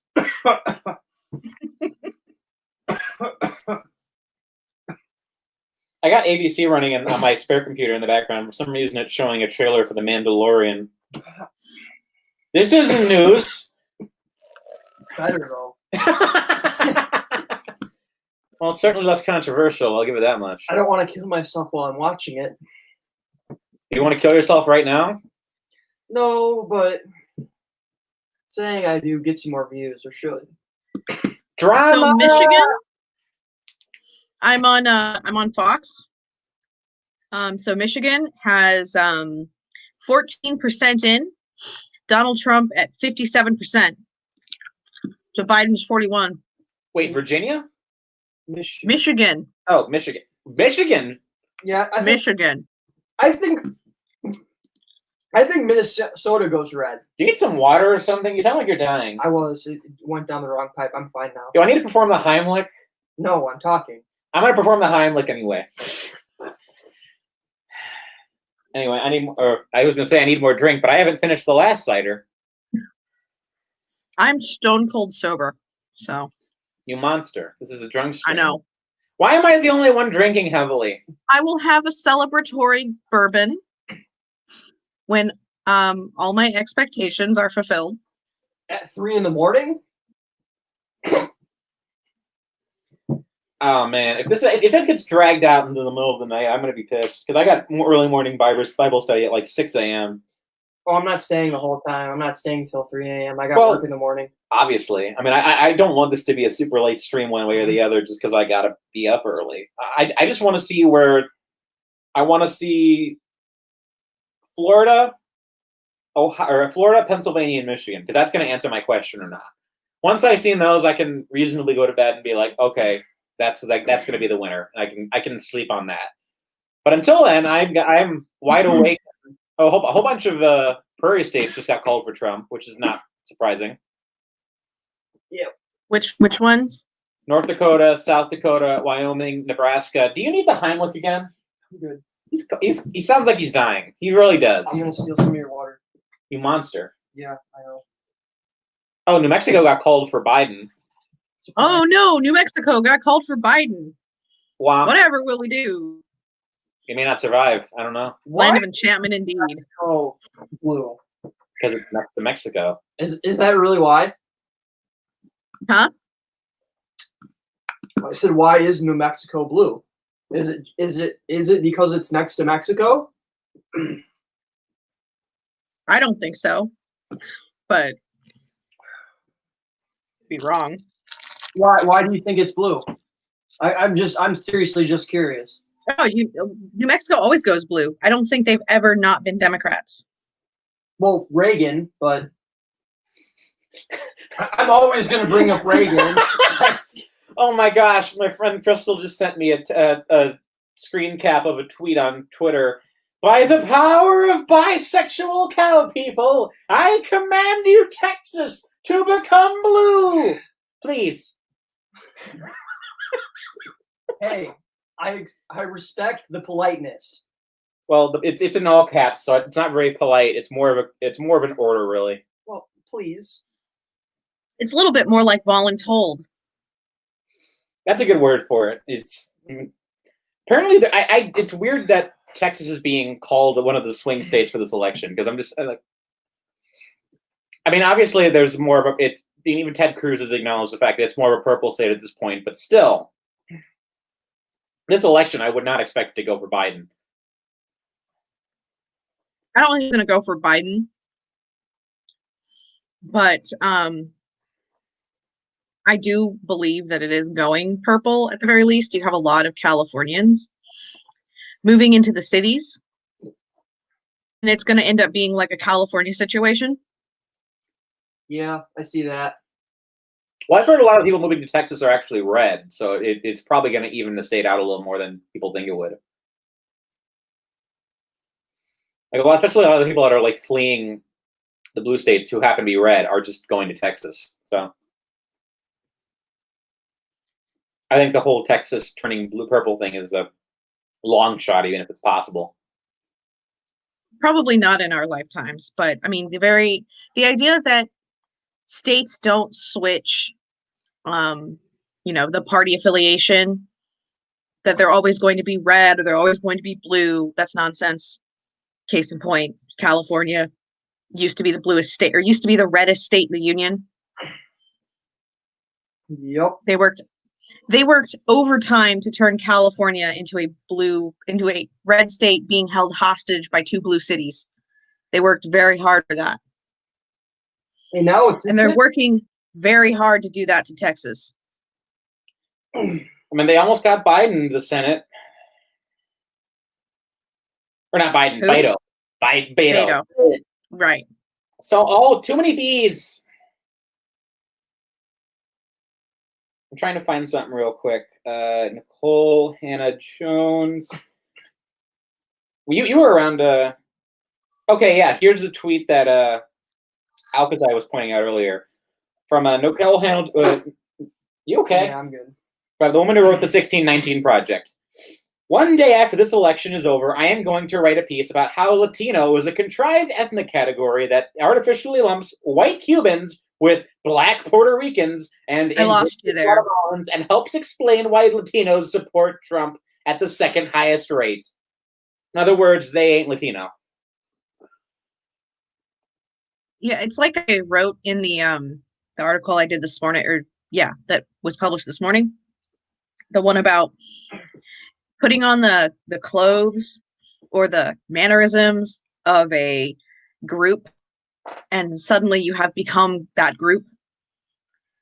It can be done in reverse, where you can just, like, this is no longer a Latino mannerism. This is no longer a Black mannerism. This is no longer, part of that culture, and otherize them. And intersectionality is extremely fluid and capable of changing itself in the same way Marxism is capable of easily switching its baseline beliefs to fit to fit its populace. I mean, They're chameleon ideas. Intersectionality switches back on different groups depending on how much the groups actually comply with it. I mean, like, you'll see some Asians will will claim intersectionality points, but then every once in a while you'll look at like a woke class schedule and it'll say something like how Asians contribute to white supremacy, why Asians are outperforming everyone else. I'm like, there's some unacknowledged tension in regards to certain groups in the intersectionality spectrum. And that could very well happen with Latinos, especially if like more than just the Cubans start going really, really Republican. Although it's funny that Nicole Hannah Jones dismissed Cubans as white Hispanics. It's kind of like Obama's white Hispanic comment. It's like, oh, they're white when you want them to be. That's nice. That's good to know. Well, It's like criminal statistics. Oh, dude. It's Oh, true. boy. They're Hispanic when you want them to be, but they're white when you don't. It's what it is. Please don't get my stream banned. Banned for racism. well, back in on the intersection. Oh shoot! What was I gonna say? I lost it for a second, but On the intersectionality thing, it's very, you know, or like I know exactly how the intersectionality thing is going to end, and it's going to end in if not just the ideology eating itself alive and tearing itself apart till it can no longer effectively uphold, or it will literally end in tribal warfare. So at the end of the day, we're just going to have, you know, even if they win, like we just have to sit back and wait. Eventually, like something like intersectionality is going to tear itself apart and be divided and conquered. Some might say that's the point. I'm too drunk to know if racial comments are Some not. Racist some again. say that's the point, but the rules of the thing that Yeah, that I think that's the point. well, they hope to use these coalitions, especially like the leftists, hope to use these coalitions and hold them together long enough to gain power. And ultimately, they will for a little while. Well, that's what Distributors said once, is that the point of intersectionality is to make the progressive movement survive the failures of modernity by just creating a narrative that can just kind of fuel itself perpetually, regardless of whether or not it's true. I mean, it's just going to keep fueling the fire. Well, and that idea is that idea comes out of Marxism. The goal that Marx was a devout reader and believer in Hegelism, the historian. Basically, he believed that you could change, that history was on this set path and it was always going to be that way. And there's no changing it. There's like hiccups, but ultimately the story of humanity moves along a predictable path. And if you can harness the powers that move history, you can harness that. You can take over the narrative and change that story. And that's why like these ideas are so insidious. That, you know, they can change to fit whatever they need to fit into, and destroy, you know, infect and destroy. And then like for example, right now the white male gay community is considered, you know, fascist in some area, to some, you know, on the intersectional left. Wait, because because they're white men. Because they're white men. And they have good style. Black men too. Like, you remember the tweet from the Lovecraft Country tweet where it's like, wow, the show's really edifying black women's rage and the inability to find validation among black men. Exactly. And I look at intersectionality and I know who's on the chopping block next. It's like white men, specifically gays, white women, black men. Like, I know who's coming up next. I've seen this story before. What's the next step from there then? Would it be like two levels of intersectionality, or is it just what would be the next one, you think? Christians. Asians? They just put all Asians in there? Well, I think Asians probably fall into the white category. Do they even let Asians into their club? Yes and no. It really depends on which one you meet and if the person like has prejudice against Asians, because it's kind of an open secret that there's a lot of hostility between the black and Asian communities. When you meet black intersectionalists, they tend to have some unstated hostility toward Asian intersectionalists. Although if you get a room and they're both kind of on the same page about progressivism, they seem to be open about like, oh, we're both minorities, we're both oppressed by white supremacy. But the moment the Asian student doesn't exactly line up, that they immediately start lecturing them. Oh, wait, no, you can't say that. You're a minority woman. You're oppressed. Like, I remember there was a case of that during the Evergreen saga. There was a good case of that where some Asian student who was a student of Brett Weinstein was like, I know about Brett Weinstein. He's not a racist. And then some intersectionalist walks over to her and she's like, shh, no, it's not. You're not okay. You're a minority woman. You're oppressed by them. And she's like, no, I'm not. I think Benjamin Boyce covered it, but yeah, it really just. And he's great. He's great. Yeah, I haven't watched all of his Evergreen saga because he adds like a new chapter to it every single month. But it's very long. Yeah, it's very long, and a lot of it gets a little repetitive, especially towards the end. But I think the more I think about it, and this is just me, kind of wondering with the way intersectionality divides itself and puts more people on the chopping block. Maybe this is just wishful thinking, or it's just because I believe, or what should I say? I know God exists because irony is real. It would be, I think what ultimately will happen with intersectionality is that they will just keep throwing more people on the chopping block until you're left with two groups: trans male to females and Black lesbians. And the trans males to females will win because patriarchy always wins. Ryan's going to join back. We got a third person back in the group. How's it going, Ryan? Feeling a little bit better. I'm kind of liking where North Carolina's going. Okay. I mean, I'm watching the New York Times, and they're getting really. I'm not even going to. Sorry, I'm not even going to care about the needle. Like, fuck the needle. I'm not going to let it determine my mind process right now. Yeah. I'm just saying they're not calling states that should be called already. I don't know why. I mean, well, they're doing the New York Times thing, but usually New York Times is pretty good about this in terms of like their election coverage. So I'm just sitting here like, okay, why haven't they called this state? Why haven't they called this state? But obviously, there's a lot of stuff that's kind of open. Stephen Michael Davis just texted me. He doesn't think Michigan or Pennsylvania are going to even get called tonight. Is he going to come into the call later tonight? He might. It depends on how late this goes. I don't think anyone here wants to stay up super late, so it's probably going to end sooner than later. So I don't know. It just depends on how quickly anything else gets called.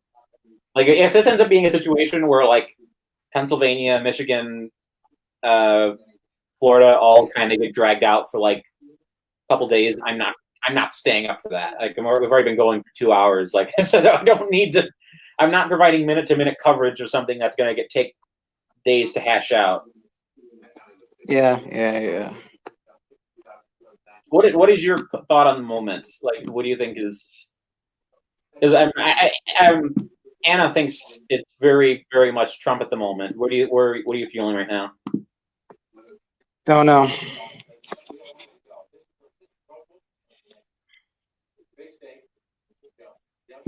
Just don't know. I'm not trying to be too depressing. I hope it's okay. Yeah, I'm fine. Oh, I'm fine. I'll make it. Yeah, I mean, no matter what, it'll be fine no matter what.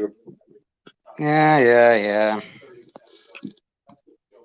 Oh, CNN is walking back Virginia. What? Rough. What? They called Virginia for Trump, and it looks like they walked it back. Oh, okay. That makes sense. CNN called Virginia for Trump? They did. They could. They must have. Those northern burbs haven't been called yet, or haven't been collected yet. Now they're not calling it for Biden either. They just walked it back. So even the decision just called Virginia like 2 hours ago. Like, what is CNN doing? I don't know. Hold on. We are talking about CNN. The place that thinks that Brian Stelter is a good newscaster. Join me, Stelter. Hold on, I need to drink a lot more right now. This is nuts. Like, what the? How does CNN get something like that? Like,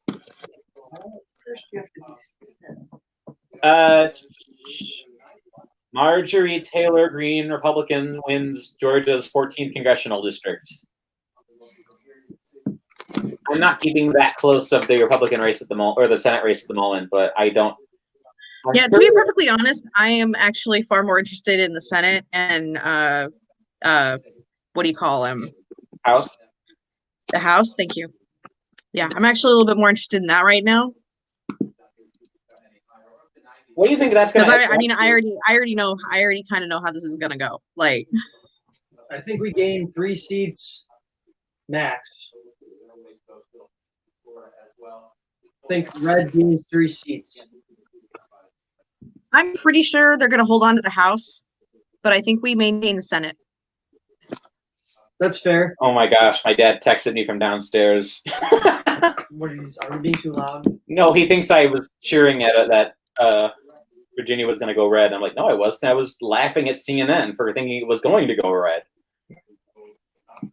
All right, decision desk is called Colorado for Biden. Decision desk, I said they're a lot quicker. It's 120 to 115 in favor of Trump. But keep in mind, they've already called Florida for him, so. Yeah, and New York Times basically has Biden has the lead at the moment, so. Biden's also ahead at the moment, and Biden's also moderately ahead in Pennsylvania at the moment. Minnesota has 1% in. They're 60.5 for Trump, 6.8 for Biden. But just 1% in. What county is that? St. Louis and Cass, Mille-Lac. I don't know how they'd say it. I'm butchering it. Minneapolis County going 100% for Trump. That would be amazing. It's not going to happen, but it would be amazing. Yes. Fash, fash, fash. I'm gonna vote for the fash. Tonight! No, as it turns out, people don't like it when you burn down their businesses. And they don't want to give you what you want. Turns out people that don't. Which I will reiterate again. Doesn't matter who wins this election. They're rioting tonight, tomorrow, and Friday. Even if it's celebratory, even if it's a celebration. Well, I mean, it's time to burn down. Los Angeles just burns itself down and looted and pillaged trucks because the Dodgers won their Super Bowl or baseball game. Dodgers won. Time to take out the Amazon truck. Yeah, so let's loot the Amazon truck. Probably had books on that truck. That's a crime against nature. It is. Still hoping for a Sox Cubs playoff finale next year, so they can just destroy all of Chicago. Oh my God. Chicago, we have always beyond the need as a society for Chicago to exist. So.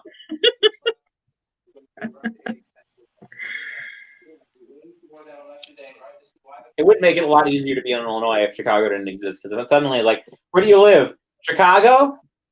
Yes. Yes. I remember there was a good tweet I saw about that once being like, oh, you live in Illinois? Where do you live? And the guy just responds, I live in Chicago, in Grant Park.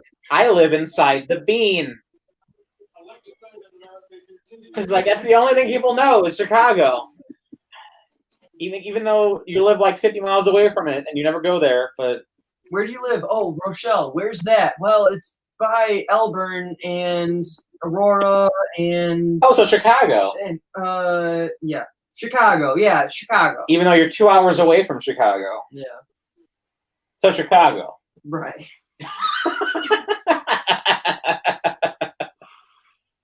Oh my gosh. News.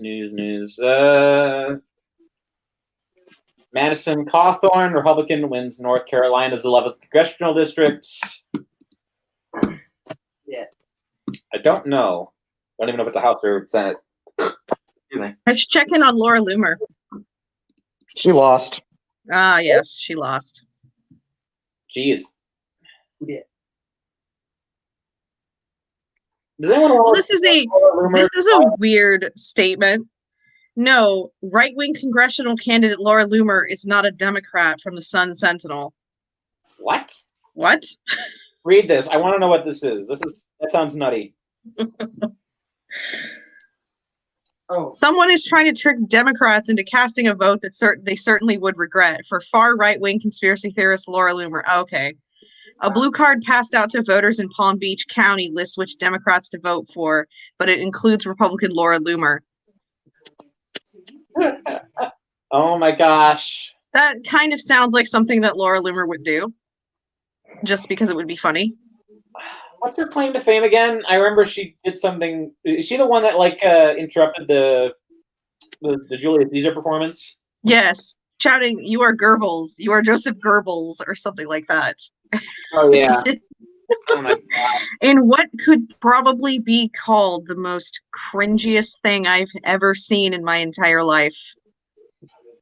I mean that whole story And was a nothing burger anyway, because that theater the entire thing, but the cringe was complex complex in the sense that Julius Caesar is the hero of the play Julius Caesar. I don't understand why people think that they are portraying Julius Caesar as the villain when they kill him. Like in the play, he's the hero by their will. People read like Romeo and Juliet, and then they just kind of pick up the rest of their Shakespeare via culture for the rest of the time. Apparently, no wonder. Silence, Riley. Stop being racist. Well, it would have been really funny if Laura Loomer had won. What was that? Would have been really funny. There's some blue counties in North Carolina that haven't even been counted yet. Really? Yeah, they're calling it like 80%, but like half the counties are haven't even. It looks like half the counties haven't even been voting or haven't even been counted. Tyler? Ohio map 59% in, and it's pretty deadlocked at the moment. 451 Biden, 47 Trump. All right. And I don't know which counties have been counted yet. So if they counted the blue ones first, then Biden would have a role. If the red ones come in first, then Trump would have more of an advantage. But do you have any insight on that, Ryan? What? Do you have any insight on which counties have been counted in Ohio yet? Not yet. Well, it's been a while. Right now, there was a big rush of votes that just came into Ohio. It's 64% in. Biden is up by 140,000 votes. Okay. The New York Times doesn't even have a forecast for it yet. That's bizarre. Like they're called New York Times is called Florida, North Carolina, and Georgia for Trump, but they don't even have a forecast for Ohio and Pennsylvania yet. I'm guessing just because those states are so contentious, they don't want to make a call. But they haven't even called Florida yet. I don't know why not. Yeah, and like 91% is in. Wow. Florida, 93. That's impressive. But the polls are still. But the thing is the polls are still open. They close really late in Florida, if I recall correctly. I think they might be some of the latest closing polls. Like, it's weird. I had it. Let me read this real quick. Someone actually printed out a chart of what time all the polls are closing. Arizona at 9 p.m. Central, Florida at 6 p.m. Central, Georgia 6, Iowa 9, Michigan 7, Nevada 9, North Carolina 6:30, Ohio 6:30, Pennsylvania 7, Texas 7, and Wisconsin 8. So comparatively, I guess it's not that late compared to the other ones, but I don't know. Maybe it's like certain counties that stay open for whatever reason. Because officially, the time it says officially that their time is 6 o'clock. I can tell you why.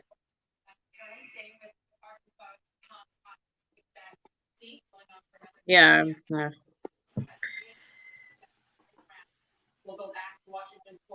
friend of mine sent me a link to Crystal sent me a link to Ohio. Looks like there's only been one county that hasn't been counted, possibly. I'm not sure if they've officially counted all the votes, but it looks like Ohio might go for Biden just based on the map. He's only about 140,000 votes above Trump. You know, I've always.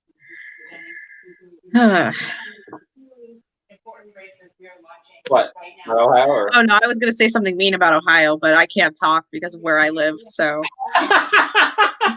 Same. The armpit of America. What would we call Illinois? What would that be called? The taint. Well, no, the taint would be lower on America. That'd be like The terrifying back alley next to the pawn shop. There you go. America. Would be the taint of America. What would Illinois be? The thyroid of America. There you go. Yeah. I like that. The thyroid gland of America. Well, no, that would actually make it sound like it does something useful. No, it doesn't function. Illinois is the appendix of America. Let's go with that. It's about ready to burst with debt.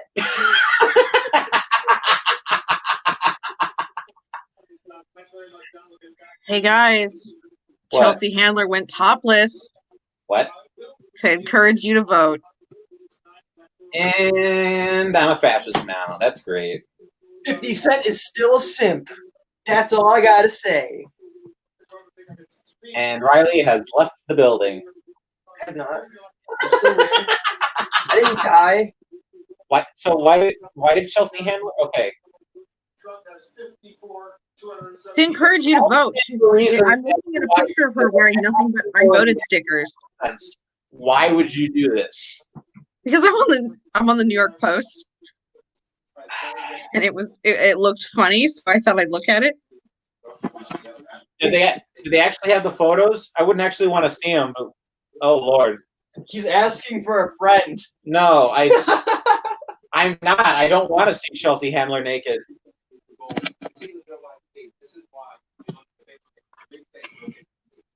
I put it in the chat for you, so you can check it out later if you want.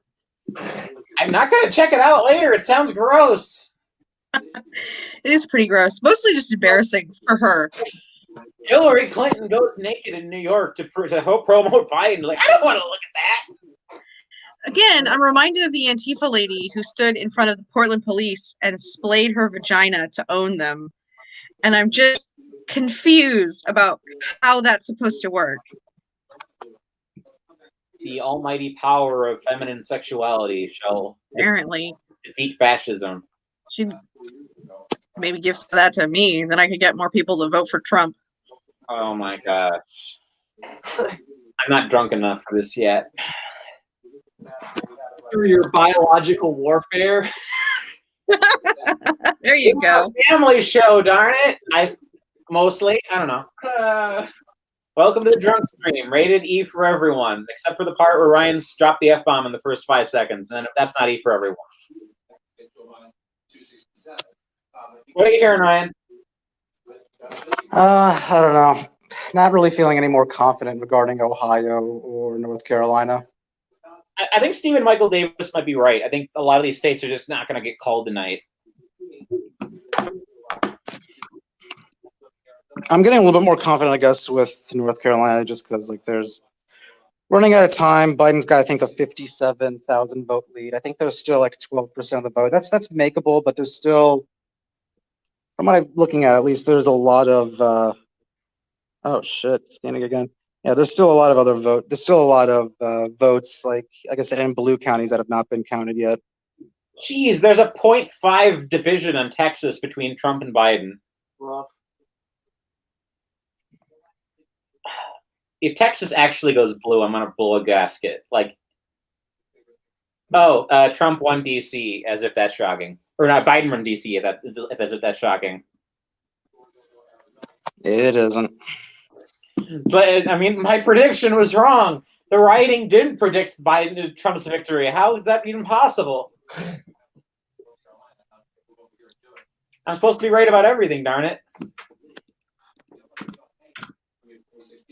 I think the only at the moment, the only state that's Trump's expected to win easily, it hasn't been called, is Idaho. That just leaves a lot of the narrow and toss-up states. That's annoying because it means this election is going to just drag on. Well, that was the point, don't you think? I guess. And it's one of those things where it's like, Yeah, it's almost like they set up a system so that, or that the founders set up a system so that voting would be a lot more honest and easier, and we wouldn't be sitting around waiting for the tally like third world countries do. But, you know. well, how long did it take to vote back in the day? I mean, I assume that they had some advantage because or well, you dedicated the entire day to voting, if that's what you mean. how do you get it back to Washington? Like, how do you usually you had to get in your cart, or you're on your horse, or you had to hoof it yourself to the polling place in your local city if your tiny town was too small to have one. And you hung out in the county fair type atmosphere and voted. Wow. I mean, you wouldn't find out for days who won at that rate. Well, that's why that's why they don't inaugurate the president till the time that they do. Yeah, and then we got confident with our slick machines that count things, you know, quickly, and we are expecting instant results. So a part of me is just bitter because we're doing the mail-in voting thing, and I believe it's all a fraud, and I have very strict rules about voting, or strict opinions, I should say. Gotta do it. Start troopers. Well, Service guarantees citizenship. Yes. Well, she's told me her opinion is that she believes in. Would you want to explain it? I don't want to speak for you. Sure. I call it modified Roman citizenship. It's based on Aristotle. Aristotle's belief about democracy. And essentially, I think you should have skin in the game. So I would like a literacy test that proves that you can speak and write in clear English. I would really like a civics test that proves that you actually know the Constitution, and it's just fill in the blank, something like fill in blank answers. So you just have to know the Constitution off the top of your head.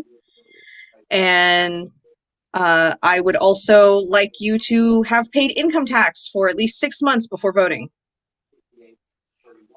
Did you ever see the Lauren Chen speech where she's giving it was like right after the last election where she's like talking to a college crowd and all the progressives kind of march into the room and they start heckling her and being like, and she's like, you know, English is the official language of the country, and all the liberals are like, ha ha, that's insane, there is no official language. And she's like, well, it's the one you use on official government documents. Well, it's not official then, is it?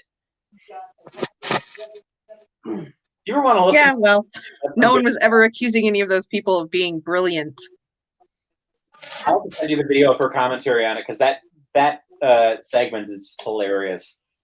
It's just like, I can't believe you think that it's okay to do this. And she's like, kinda. I just came here to talk about my opinion. And then eventually, towards the end, some guy storms up on the stage and steals one of the microphones and refuses to give it back. It was a cluster of a discussion. It was glorious. Sounds like a Biden rally. No, a Bernie rally. There were way too many people there for it to be a Biden rally. Oh my god. Oh, snap. Harmonic. That was weird. Okay, Senate race. It's still too close to call. Like they got 39 Democrats and 36 Republicans, but I don't get a sense of where it's going other than maybe the Democrats take a minor lead in the Senate. I don't know. But you still got House. No, we don't have a minor lead in the House. It's still a toss-up. Well, it's too early to call a lead at this point. You don't know. That's the thing. But I'm curious. Well, the call. I think Biden's going to win North Carolina. I think he's got it. They're 95% of the vote in North Carolina, and Biden is up by 31,000 votes. He's only up by 0.6%, but a lot of like the remaining votes are, like I said, there's still a bunch of like blue districts that have still not reported any precincts back yet. So I have to imagine that like that 31,000 vote lead is probably going to grow a little bit. There's not really much room left for Trump to work with. I think I'm not going to get too confident. What's even crazy about North Carolina, the Senate race is even closer between Cunningham and Tillis. It is literally less than 4,000 votes that Cal Cunningham has the lead over Tom Tillis. Oh, That is my close. Lord. That's really close. He is up. Cunningham is winning that race by 0.8%. 95% of the precincts reported. Talk about skin of your teeth. New York Times just called Colorado for Biden. Oh, that's not surprising, though. Yeah, surprising nobody. I think Trump's going to take Michigan. No, It's Michigan only- was always bad in the polls.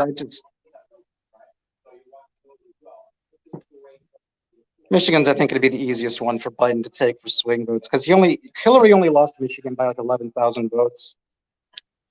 It's still too early to call. Yeah, but they really hate that governor. Yeah. No, they don't. She has a 64% approval rating last time I saw. From who? Yeah, who's giving her that rating? Are these the same pollsters that predicted the last Well, election? Well, don't bully on Ryan too much. I don't. I know. I'm just giving him a hard time.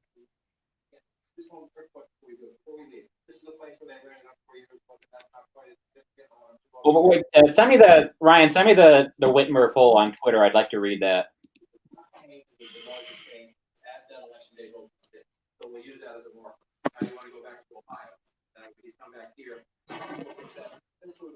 The Detroit News lists her with their poll saying that she is 51% view her as favorable and 41 view her as unfavorable, which was a slight drop from her 52% favorability rating in early September. I still want the nursing home report on that.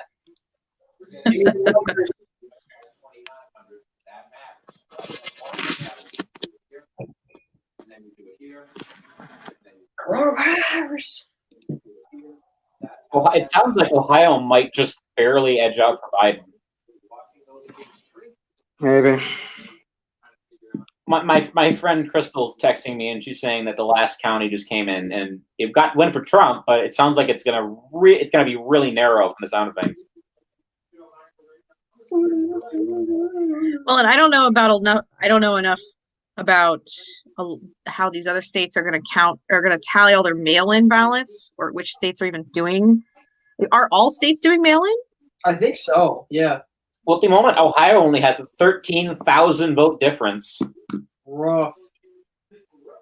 So that could flip any second, but it's really hard to tell. And New York is forecasting it.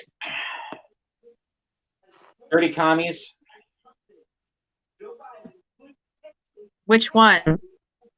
They're not. The New York Times isn't calling Ohio or Michigan, and they haven't called Florida yet for whatever reason.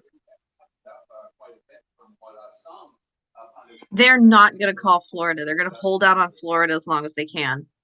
Yeah, probably Pennsylvania too. They always do. Every time they hold out as long as they can on Florida. Because Florida is the one that always makes the causes controversies. So that's Florida. Oh, that wacky Florida. What'll we think of next? Maine's. Okay, that's not. That's at the moment. Trump's up in Maine and Michigan, but they've got less than 20% coming in for both. Missouri's up for Trump. Kansas is up for Trump, but that's not too surprising. All right, so they called South Carolina for Trump. Big surprise there.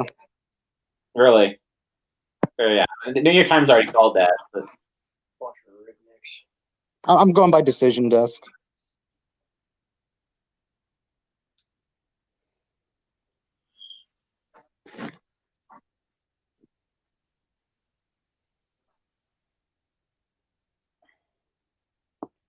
We're really gonna have to see how Ohio turns out because that's cutting it really close. Yeah, they're gonna have to. I don't know how it works in a lot of other states, but in California, they don't usually count mail-ins. I mean, they're supposed to count them this time because it's all mail-in now. Like we have only a couple of polling places, but they usually hold off, and if the mail-in ballots might actually sway the election, that's when they count them. They're doing the whole count. The election isn't over until we count all the ballots, which I see as the tricky language of leftists to count all the ballots, even the ones that should be disqualified because they're not signed or they're incorrectly filled out or any of that kind of stuff, which filling out a ballot correctly ought to be the prerequisite for being able to vote at the very least. If you can't fill in a bubble, you probably shouldn't be voting. Hickenlooper wins Democrat Senate seat in Colorado. Surprise, surprise. Surprise. I didn't even know Hickenlooper was running. I didn't even know. I totally forgot Hickenlooper was a human being. Sort of like how I consistently forget about Kasich. Well, he's not a human being. He's obviously a lizard person. Well, he's an interdimensional psychic vampire from different. All right. I'm gonna just head out again for like 20 minutes. That's cool. I don't know how late we're gonna end up going, just because at the moment, if Pennsylvania and Florida end up taking all night, I'm gonna call around 9:10 just because I don't want to stay up all night waiting for the states that are gonna take forever. But yeah, fair enough. All right, thank you. Sure. I hope to see you again. Me too. Hope to see you too.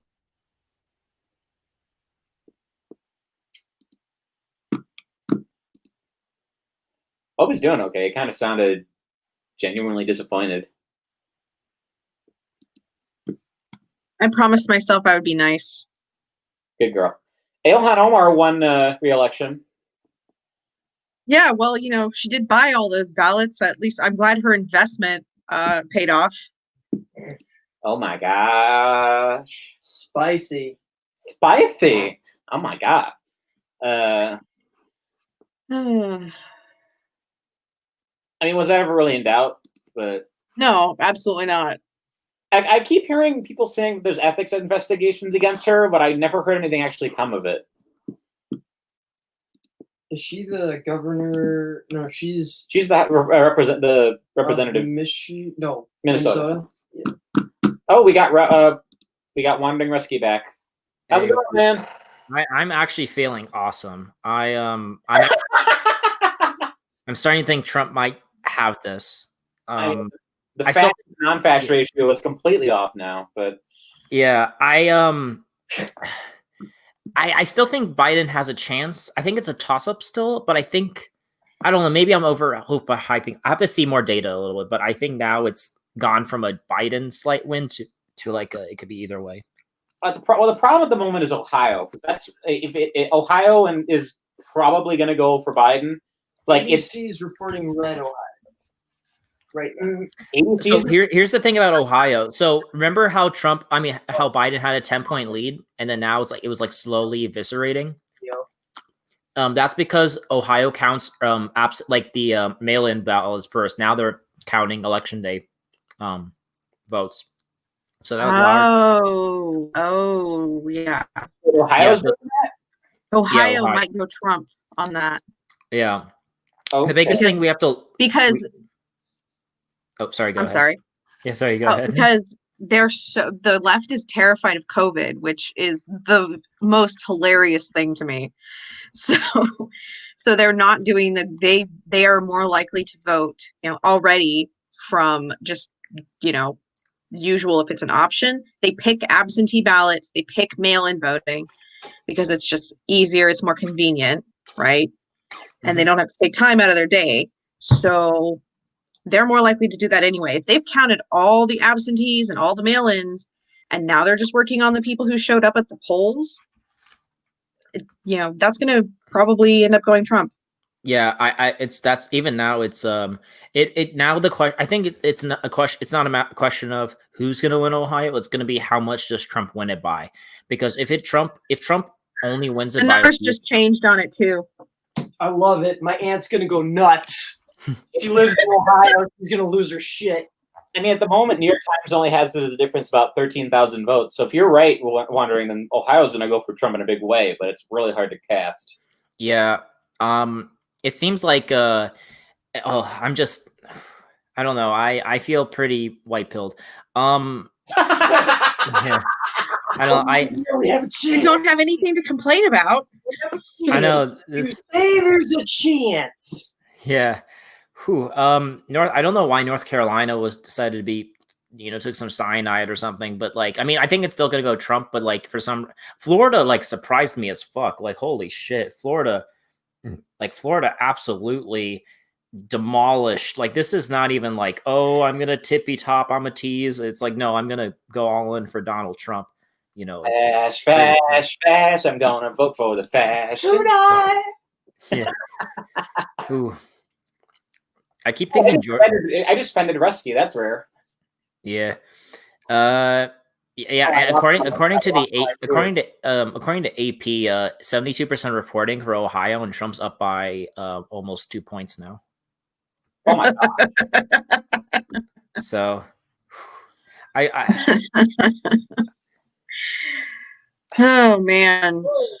Oh my Maybe god. I am gonna get it. Maybe I am gonna get a little hit of that Schadenfreude. Maybe finally I'll be able to recapture the pure joy that was November 2016. oh my god, I can't. That was pure Ecstasy. ecstasy. Oh my gosh. Like, I don't think we're gonna get Pennsylvania tonight, but if we get Florida, Michigan, Ohio, North Carolina, I'm calling it. Like, that's if we get Ohio, it the things we have to look out now. I think because I need to still see how the Hispanic numbers are pouring out for Biden in Texas. If it was like, maybe because he absolutely like just he fucking was like, it was like he lost like all his body parts and he's bleeding out, and that he's like bleeding all the Hispanic support out. That's how it was in. It's that Despacito, man. Yeah. Well, yeah. Apparently that didn't. Biden lost all of his Hispanic support. I mean, he still won them, I think, but like by like terrible like margins. Like, I think hold on, let me find the exact polling they did. Oh my god, if the Hispanics pull out for Trump, and it'll just become my favorite song. Yeah, exactly. I mean, victory. Something burrito. But oh my gosh, this is. I mean, maybe I'm overhyping it right now too much, but well, I'll have to see how it goes so far. But let's see. Ooh, I'm trying to find the Hispanic thingy majiggies. I honestly think that what actually did it was the Cuban.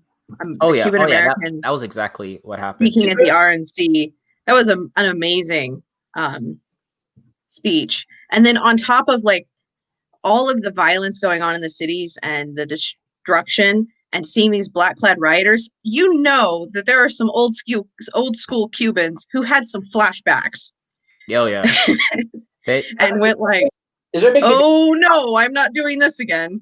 Is there a big Cuban population in Texas, or is it just Florida mainly? It's just Florida. The thing that's why we have to ask: is the Hispanic thing just a unique Floridan thing? Now I understand Cubans are like a whole, like you actually do vote Republican, like literally, like it's not even like, oh, the margins are small, like they vote like majority. I think I saw that the Cubans voted 14 points more for Trump than like over Biden.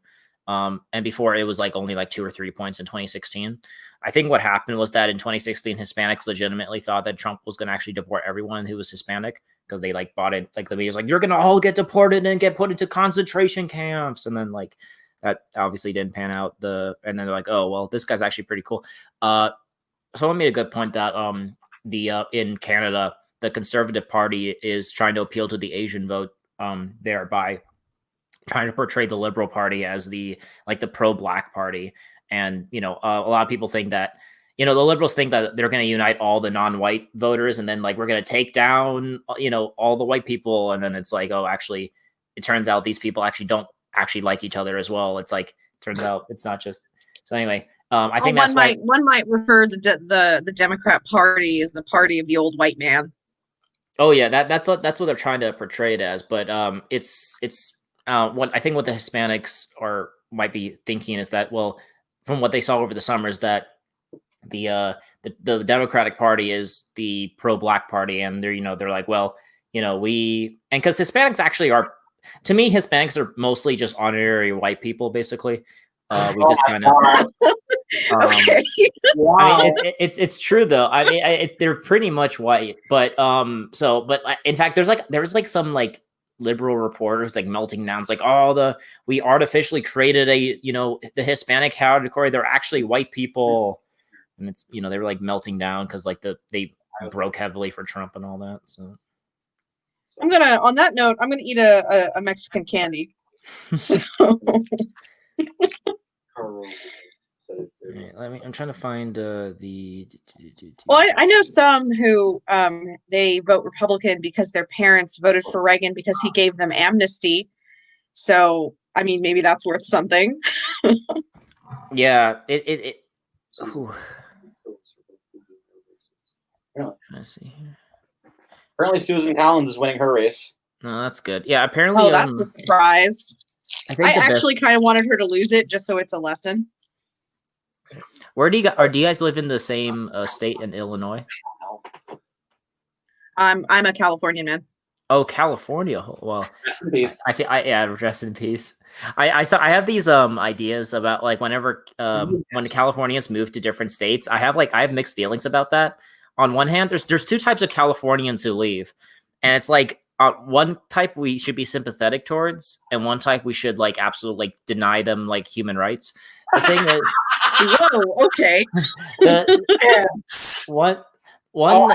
joking that the solution is just to set up an escape from LA situation where you just fence off of like one section of California, and because people don't understand like how freaking huge California is in terms of population. Like Trump got like 4 million votes there, and you would think that like, oh, he probably got like one vote or something there, but actually it's a red state being held hostage by two blue cities, Los Angeles and San Francisco. Yeah, because if you see, it was like 8 million people voted for Clinton and 4 million voted for Trump. So there's literally like they will forever be disenfranchised. Like they're literally like the people who are conservatives in California. They're literally political prisoners. They're like people they're like people who live in North Korea, and they like they might want to disagree, but they could vote all they want, but it's futile. So like certain people have moved out. Like they're like, yeah, I'm not going to be stepping in like homeless feces all over the floor. I'm going to be moving out of here. And so the Idaho people, Idaho, that's where you gotta go.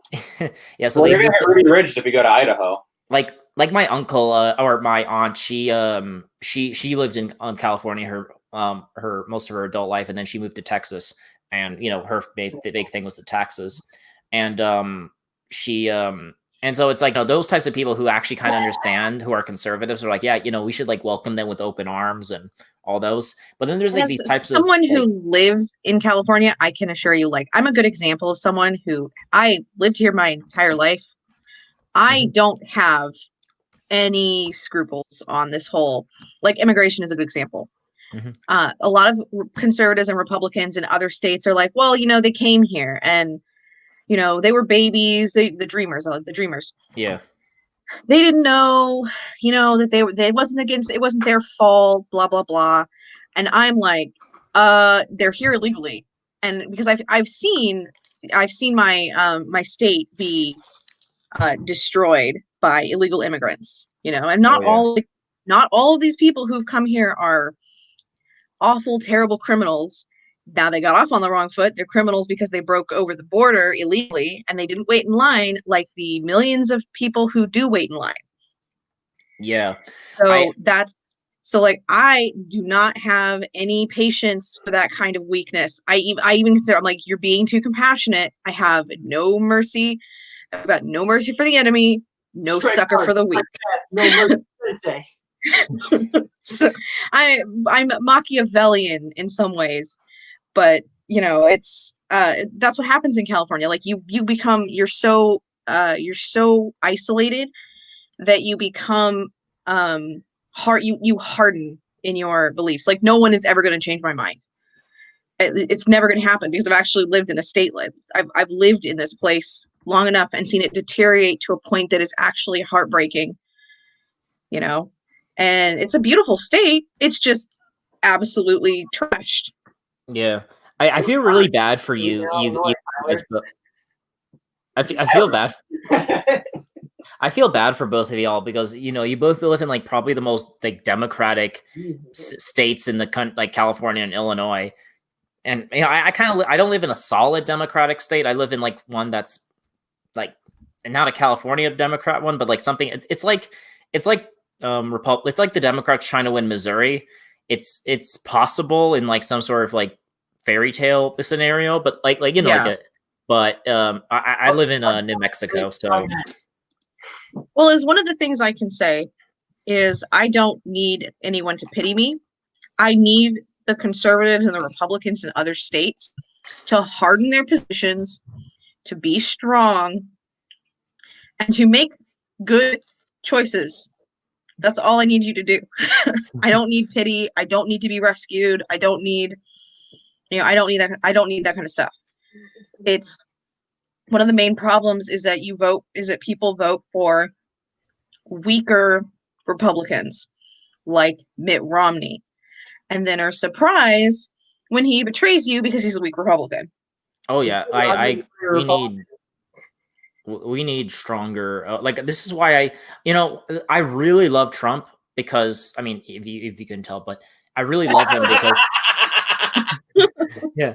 But I really I do have there's a balancing act to be played, but I think he between being a fighter and punching back, but also being that kind of leader that's very not too erratic. I know I sound like a Bill Crystal, absolute buffoon, but there is something to be said about I'm pretty certain that the suburb people are probably going to vote more for Biden than they did in 2016, and I think the best element is a Trump like right-wing populist nationalist but is also someone who could articulate it well and who could actually govern pretty in a stable and forward fashion, but he also could punch back. I don't sometimes when he's the precursor. I think he's the fool. I think he's a precursor to something better. I think it's like a Nixon and a Reagan. I think Donald Trump's going to be like a Nixon type character where he won pretty well, but he's kind of the precursor to the pinnacle of the conservative, at least for what conservatism was in the 80s with Reagan.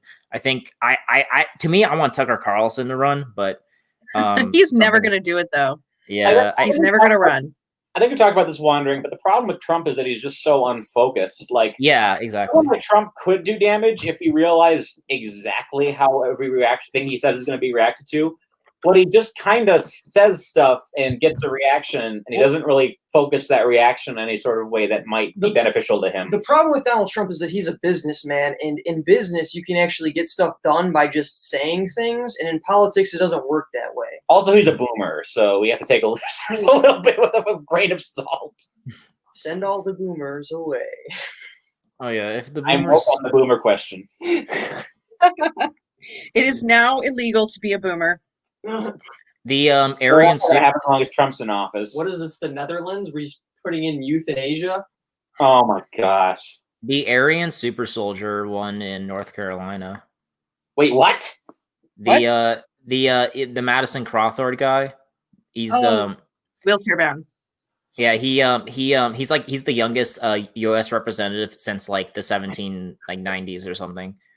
Well, I'm glad he won. Yeah, but he's like this absolute like unit. Even though he's not really anything special at all, he's just a typical Republican guy. But he's like this freaking absolute unit. But I don't know. Okay, so when you said Aryan for a second, I'm like, is Roy Moore running again? But oh no!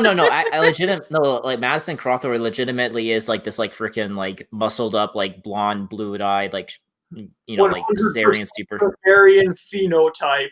Yeah, basically. Oh, gosh. I mean, this show went from like the neocon or the neo-lib variety hour to the paleocon variety hour with like no transition. It's hilarious to me. What happened to the other lib people?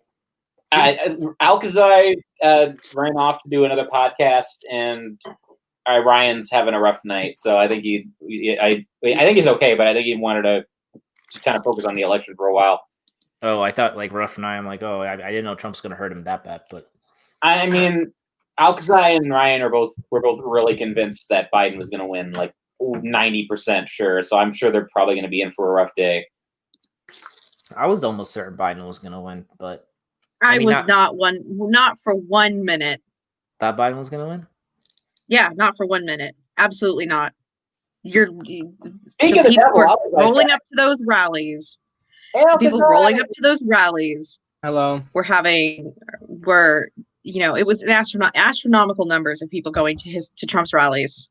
The enthusiasm Yeah, gap is Bernie real. also had a lot of people going to his rallies, and look at that took him. So By the way, Alkazei, Anna, both of you don't believe each other exists. Nice. I'm happy to introduce you finally. no, I believe Anastasia exists. I just think she's dumb. Oh, this is gonna. Aw, I'm sorry I hurt your feelings. Excuse me, I don't value the opinions of women very highly. So come on. That's okay, neither do I. Something we agree on. I'm glad about it. I'm dead. I am. And we lost. What happened to Rusky? And He's gotta go. suffrage now. Don't tempt her. Anyways, Uh, I have a White Claw in my hand. Okay, good. We're finally achieving the drunk stream. Yeah. I've only had 2 drinks and I'm already slurring. I think this is just my natural level of slur. No, yeah, I think you're just this bad at speaking naturally. Oh man, I had a drink. I am so buzzed now. I am completely out of commission. I'm not. What flavor? I'm drinking natural lime White Claw. I went with apple cider. I almost said apple cider vinegar, but no, I wouldn't drink that. I'm drinking an apple cider, hard apple cider. I'm drinking apple cider vinegar straight out of the bottle. That's what I'm doing. This tastes like Sprite, but like this tastes like someone messed up making Sprite. I don't drink White Claw. I know too many white women that drink it, and I just think that it's probably just something I should avoid. oh, I like. It's all I got. It's all I got in the house right now. That's fair. I like the Hey, did Steve ever come in? Whatever. That's good. Tyler, did Steve ever come in? No, he hasn't, but he's sent a couple of messages. So if he does come, it'll probably be like super late. And honestly, I don't think I want to go super late. Once my general call is once we get Michigan and Ohio called, I'm probably going to call it quits for the night because at that point we'll kind of have a sense of where things are going. As an update, would you like an update on Michigan? What's that? Update on Michigan? Sure. Michigan, according to the New York Times, 23% have ever been reported, and there's a bump for Trump, but it's too early to call. Fox News says 31% in, 55 Trump, 42 Biden. Trump won Kansas. Not surprising, but not surprising. With Wisconsin, 37 reporting, 51 Trump, 47 Biden. Okay, because New York Times has Wisconsin as Biden expected to win narrowly, so who knows? I think Trump will win more total geography. There's a whole argument to be had about that. Okay, what the heck is going on with the Congress race? The Senate race is tailing really closely, but the House race is ahead. But the Republicans are like 30 seats ahead in the House. God damn it, John Cornyn! Fuck you. Who? John Cornyn won his Senate seat's been called. Oh, sorry. What state is he from? Sorry, not Texas. sorry.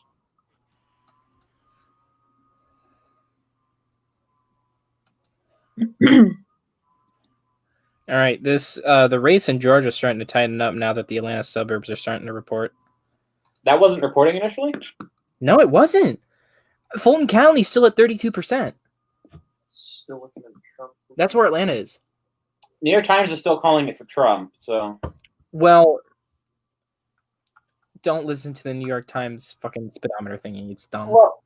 The only reason I'm going with it is because during the last election, they were some of the first to call some of the races that kind of surprised people. So I'm just going off of it because I know like they're not going to have a pro-Trump bias. So I'm like, if whatever their call is, it's probably somewhat accurate.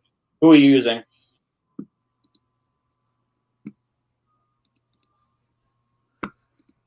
Alkazei? What? Who are you I'm using New York Times. Oh, okay. What other maps are out there? I mean, I know anything could happen, obviously, but I'm only relying on the New York Times' forecast because I know they don't like Trump. So if they're saying Trump's winning, it probably means that it's probably likely. But if it's not, then it is what it is. So I'm just kind of going based off of what I know their prejudices are.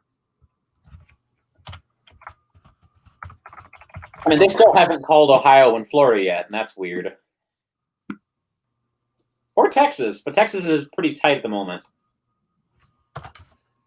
How's Illinois doing on that note? Can you look up the vote on whether they're doing pro, yes or no on the fair tax?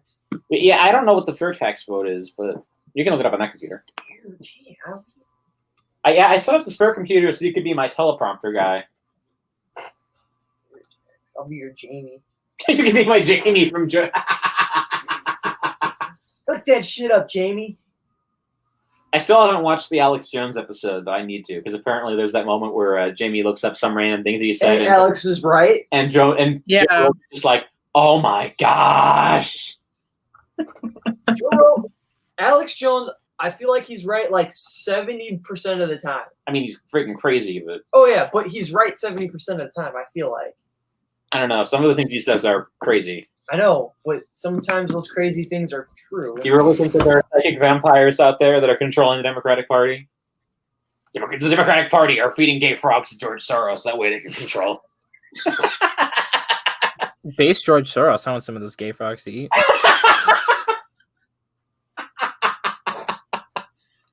Trump is now leading in North Carolina.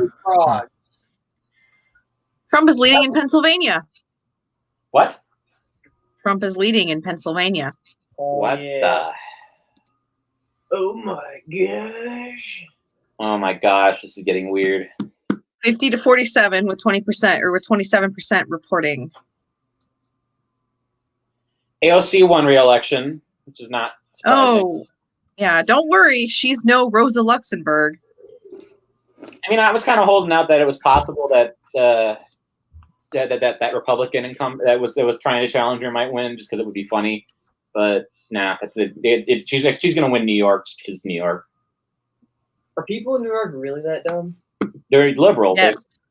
I love it. I have a couple New York friends. I don't want to berate them too bad, but yes. I have no New York friends.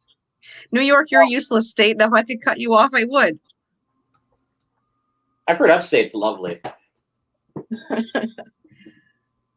I almost went to upstate New York before, but then friggin' coronavirus ruined that. I wanted to go to the friggin' Star Trek museum up there because they have a life-size recreation of the Star Trek original series set. Nerd. Yes. I'll do the Rick and Morty thing. Yes. Yes. Yes. Yes. I'm a failure and I should give up. Yes. You know what? No, I'm not. I'm an important person. Yes. You think so? Yes. Just because yes to everything. All right. Can you imagine what would happen if Trump took Wisconsin, Minnesota, or Michigan, Ohio, and Pennsylvania? I think there would be a riot. There's going to be riots no matter who wins.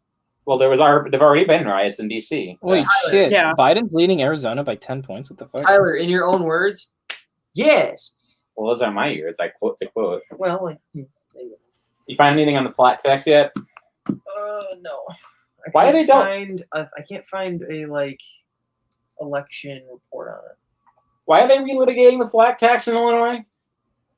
Wait, what's the question? Why are they relitigating that question? Say that again? Because we aren't paying our fair share, Tyler. Well, secondary question: why wasn't Illinois a flat tax before? Or why was it Illinois a flat tax before? That's what I mean. Because Dems didn't realize they could take control. Madigan is control of the state. Of course, if he's not aware of it, no one is.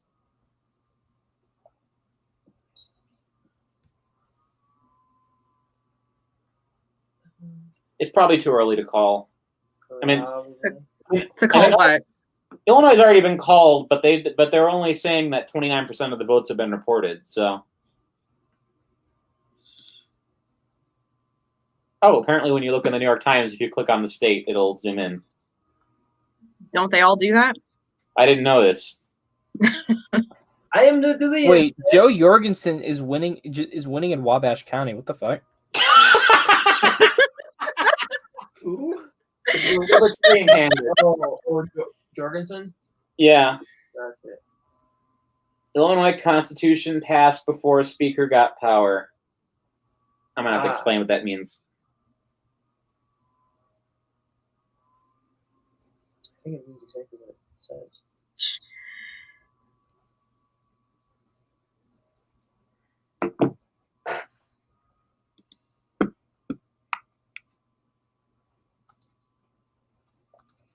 Yeah, Wabash County went for Joe Jorgensen, 90%.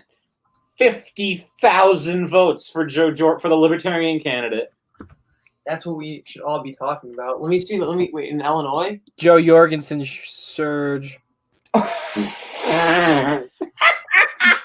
Telling you, dude, she's gonna pull off a miracle. All of these ballots, except for this one in Illinois, gonna be completely voted by the Supreme Court. F you. We want to vote for Joe. I just want one county to win Kanye West, and I will feel so vindicated by the end of the night. If he wins one, Wabash County in Illinois, right? Yeah. No kidding. Wabash Cannonball. All 4 of the people in Wabash. Well, there's 50,000 votes for Joe Jorgensen, which is nuts. Like, this ratio isn't even realistic. Like, it's 56,000 votes Jorgensen, 2,000 Trump. What is that ratio? What is this happening? That's crazy.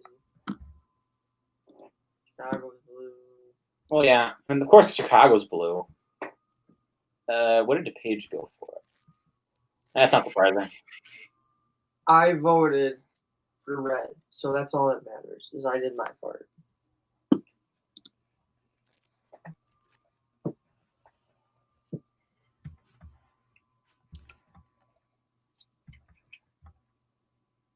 Okay, Rusky's gonna be back in a little bit. He had to duck out for a family thing, but he'll be back shortly. So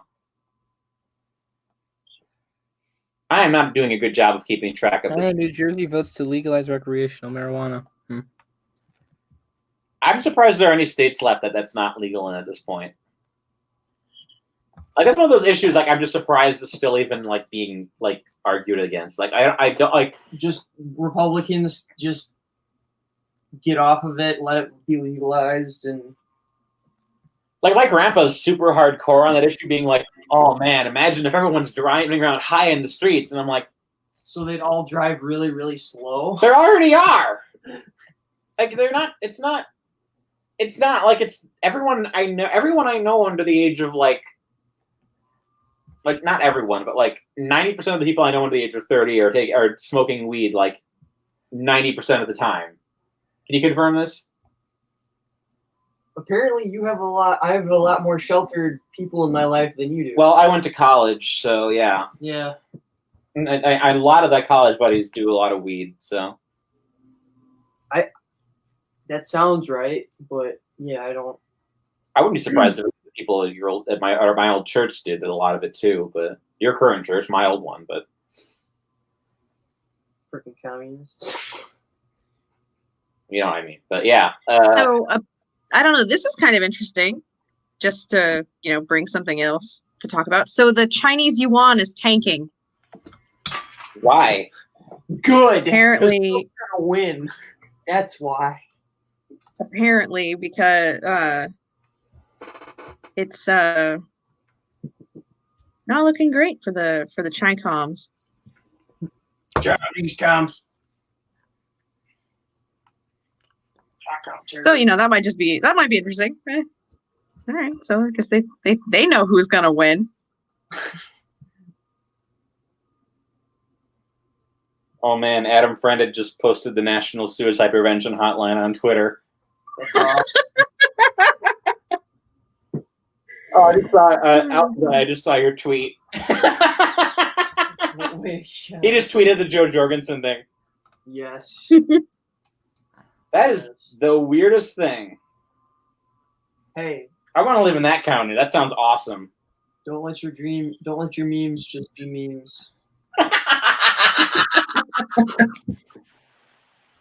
That sounds like something I would say, and I've already had like 2.5 drinks. Yes.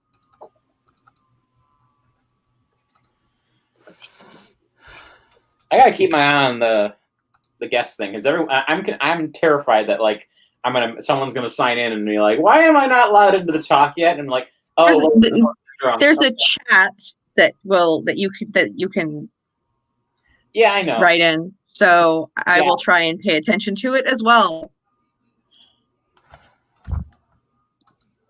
I know I know Rusky wrote in that. That's why I know he's coming back eventually. But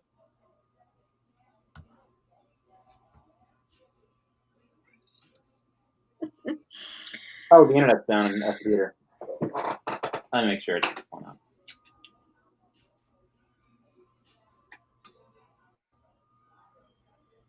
Okay, let me check the VPN and make sure it's not screwing with us right now.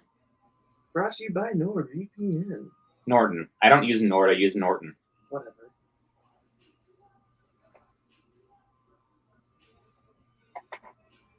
Reckon I know what you're searching on there. This anonymous podcast is brought to you by Raid Shadow Legends.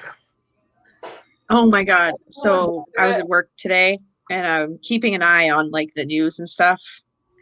And one of the ads that came up on like the news aggregate was play this controversial game, Raid Shadow Legends, and I read it in Count Dacula's voice. Wait, it's controversial? No, it's not. It's just I don't think so. At least it was just one of those where you're like, okay, Huffington Post. What? I mean, if you say so. But you're reading it like a Scottish man. You will have a Scottish accent when you're reading it. My favorite class is the Crusader, because reasons. You guys are terrible. Yeah. I have horrible influences, and also we only have one Neil live in the room at the moment, so I don't feel the need to be super on my best behavior at the moment. Alkazei, you're a horrible influence on me. Why? I don't know. Am I making you more moderate? I'm supposed to be radicalized, darn it. You're making him more moderate. He already is one. Moderate opinions. Maddeningly moderate sometimes. I don't know if we should euthanize grammar or not. Silence! Chicago Liberal just retweeted me on Twitter. Apparently Lake County is leaning red in Illinois. Is that unusual? I don't know. I'll ask him what's going on.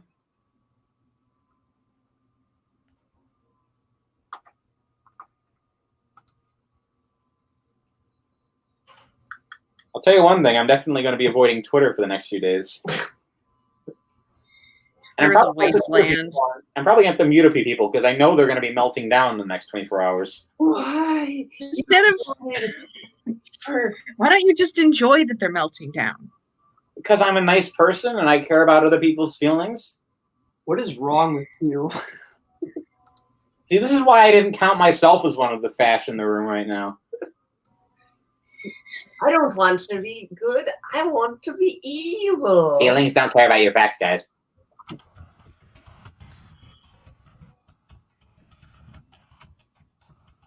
What was I doing on my phone? Oh, yeah, I was looking up someone.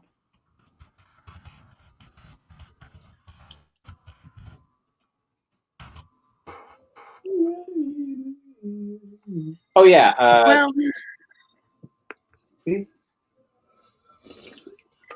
I think I'm going to duck out and go have something to eat. So All right, we might not be on that much longer, but it was great having you on. Thank you. yeah, no, this was fun. We'll do it again, I guess. Maybe. Sure. Have a good night. You too. Good night. Right. All right, where are we at right now? Oh man. Shit, North Carolina's gonna be close. Dude, North Carolina might be recounted. Oh my god! So what you're Dude, saying? look how close this is. Like, North Carolina probably will go into a recount. It is less than 100,000. Like 60. What is that? 60,000? Less than that, maybe. But there's only almost like 40,000 votes. Holy crap! That's less than the Stacey Abrams minimum.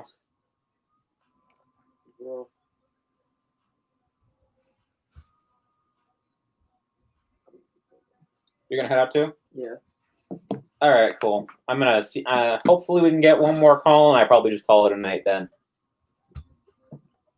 I gotta wake up. I've got other streams to hop around into too. So Yeah, probably I'd like to be able to call up before I shut down, but honestly, at this point, it was probably no way.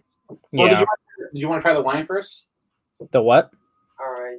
I bought a bottle of wine, so I was gonna. Trump wine. Yeah. So fun story. When the stimulus money went out, I ironically bought a bottle of Trump Chardonnay from the Trump Vineyard, just because I like sampling wine bottles. So I've been saving this for tonight, and I didn't care who won. I was gonna drink it anyway tonight, but.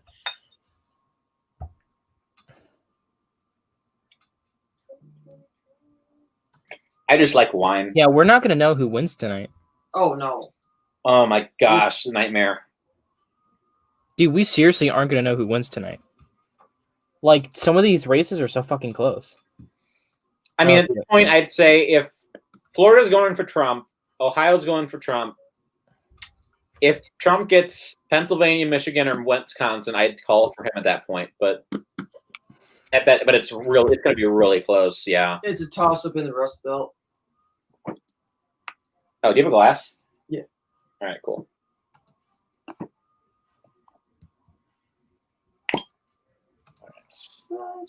I'll tell you if this is the best wine. That's enough. I got drink. Yeah, that's true. I don't. I mean, also, there's apparently a judge ruled that 300 ballots in Florida need to be delivered by tomorrow. Well, So Florida's still potentially in play. What 300 ballots were out of play? In Florida, like, a judge apparently like just ruled that here, let me send you the link. It's okay. What's God it? bless you. Thank you. All right. All right. Send you the link in chat. Well, I need to sample the wine first. Fucking whatever. That is some weak Chardonnay. With sauce. Oh my god. Of course, Trump's wine is subpar. He doesn't drink. How does he know what he tastes like? How can you blame the guy? Guys, Neither does Junior, apparently. Oh my god. I wouldn't be surprised if any of them. Oh wait. According to Nate Cohen, there was a reporting error in North Carolina. We have some good news for Democrats in North Carolina, where a reporting error by Randolph County is padding Trump by around 30K in our estimate there. They reported both in person and absentee ones mail-in together, but the needle's still expecting 45K early votes. Fuck, so dude. That puts it pretty much dead on even. Yeah, dude. Holy shit. Like that, the decision could come within 3,000 votes in North Carolina. Remember the Adam Sandler movie that came out, and it was like Adam Sandler gets to decide who's the next president, so everyone started kissing up to him. It's gonna be like that in North Carolina with this one guy. I don't remember that movie. What the heck movie is this? It wasn't very popular. It didn't get very much traction. I didn't even watch it, but I saw plenty of commercials for it. Dude, this is straight up ridiculous how close this is. My dad just texted me. He's like, "Did you expect the Trump wine to be good?" And I guess no. I didn't expect anything. I bought it ironically.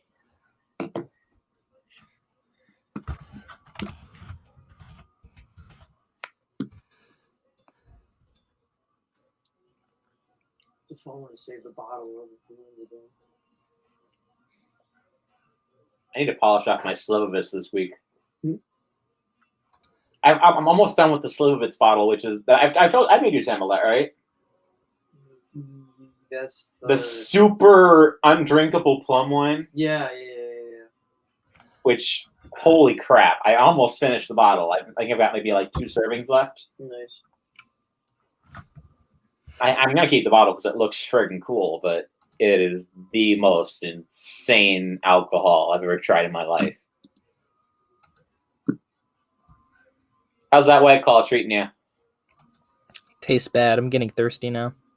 Well, alcohol isn't designed to make you less thirsty. It's Yeah, I know, but I probably should have drank more water today. well, I ate a big dinner before this, so I'm in moderately good shape, but I'm starting to feel the buzz. So, unfortunately, I'm just naturally not very lucid, so I just kind of exist in a weak state of mind before the alcohol hits. Wow. Yeah. You know me, I'm not that smart. Oh my god.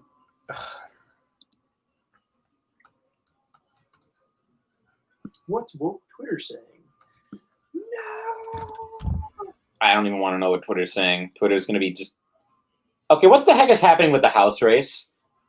Oh wait, hold on. Okay, don't take the Trump lead in Pennsylvania with a grain of salt because the results around Philly are still not in. Like Philadelphia County, 22%, Delaware County, 16%, Montgomery County, 16%, Bucks County, 12%, and Chester County, 25%. The Philadelphia area, those results are still coming in.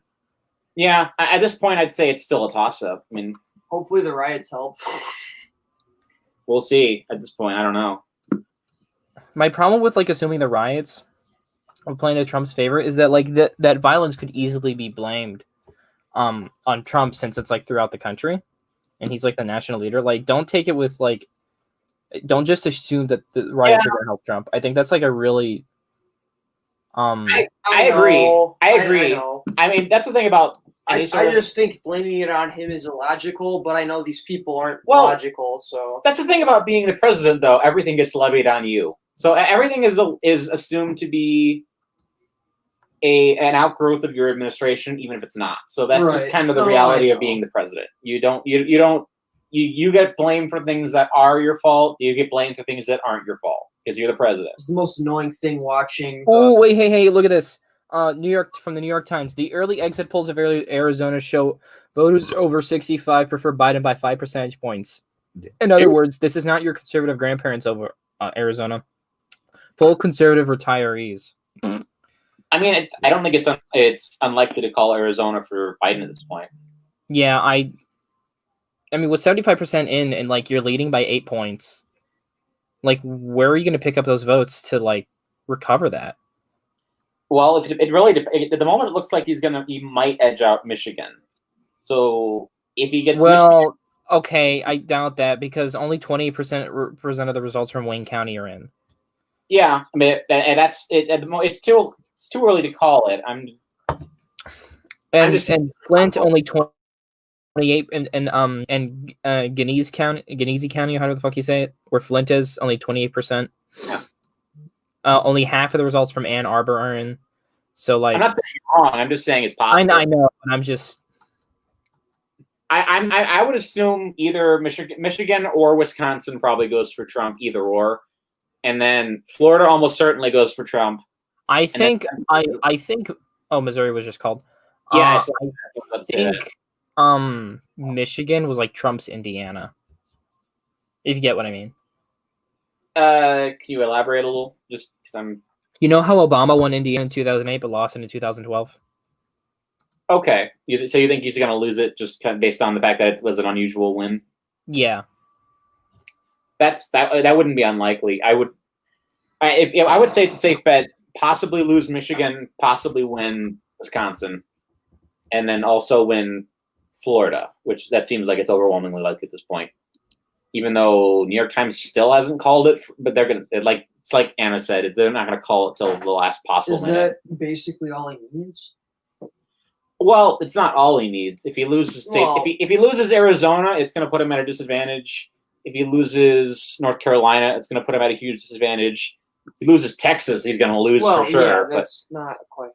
It really just depends on how North Carolina and Arizona balance out. We're assuming Texas is locked in red until otherwise, yeah.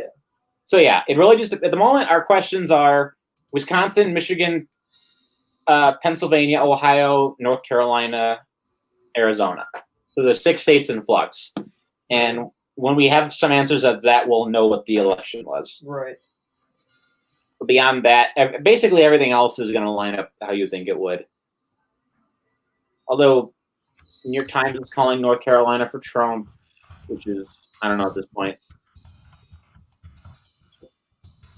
I mean, New York Times is not making any early calls. The only ones it's making are Georgia and North Carolina. That's it.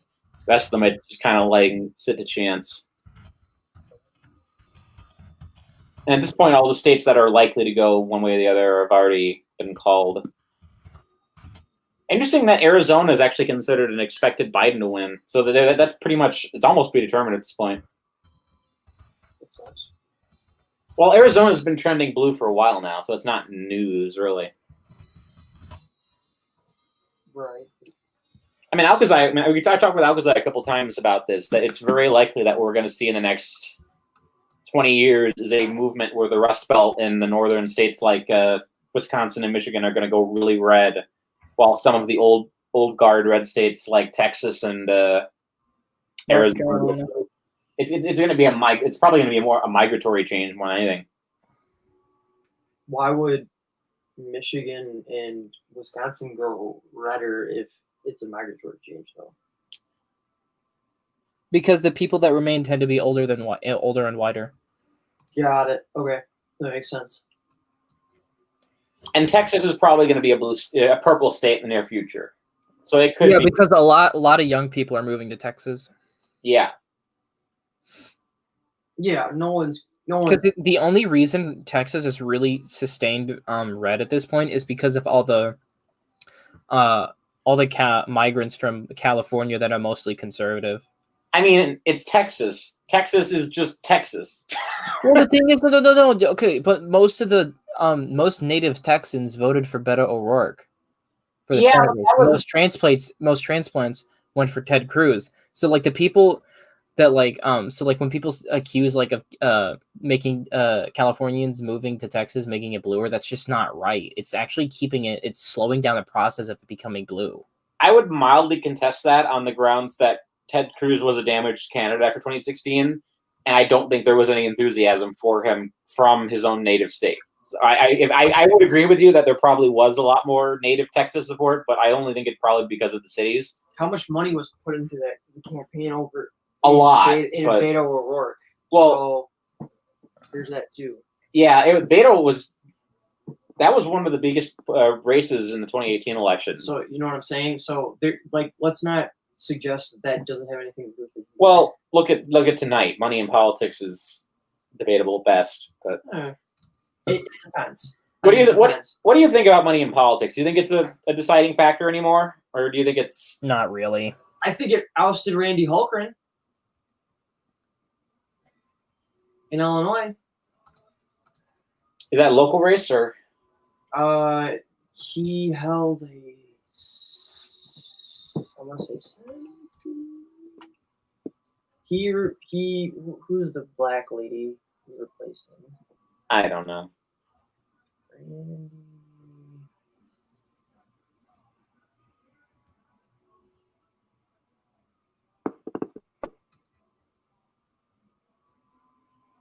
Apparently, Decision Desk is called to Florida. I don't know why I that New York Times only know hasn't. that because I actually know Randy Hultgren personally. He goes to he has relatives that go to my sister's school.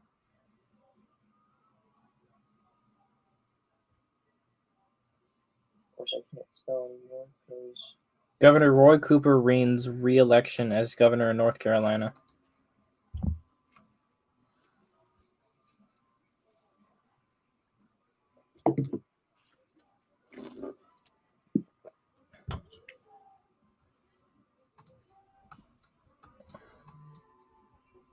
Well, that's surprising though.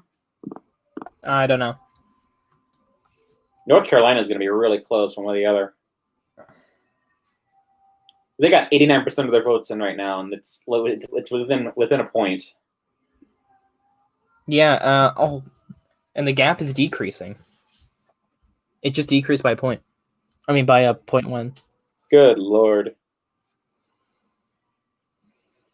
Here's Senator. Fuck me, this is crazy. Yeah, Senator. Apparently, Politico called Maryland for Biden. Oh, Do you want to call the stream because they're probably going to move somewhere else pretty soon? What's that? Do you want to call the stream because they're probably going to move somewhere else pretty soon? Yeah, I mean, what would you say the final call is at the moment? I don't know. I mean, this is so in flux. It's nuts. But... Yeah, because and Anastasia was really optimistic about Pennsylvania, but like a lot of the results from the Philly area still hasn't come in yet. Yeah, I mean, this really could go either way. It's gonna be down on the dot. It's nuts. We're not gonna know by the end of the night. Oh no. Oh my gosh, no. This is gonna be miserable. All right. Yeah, I'm gonna go ahead and call it. Yeah, thanks for having me on. Sure, it was always great talking to you, man. I appreciate hanging out. So yeah. Well, hopefully this gets worked out no matter what. But I just don't want this to drag on for a freaking month. But yeah. All right. Bye. Have a good night.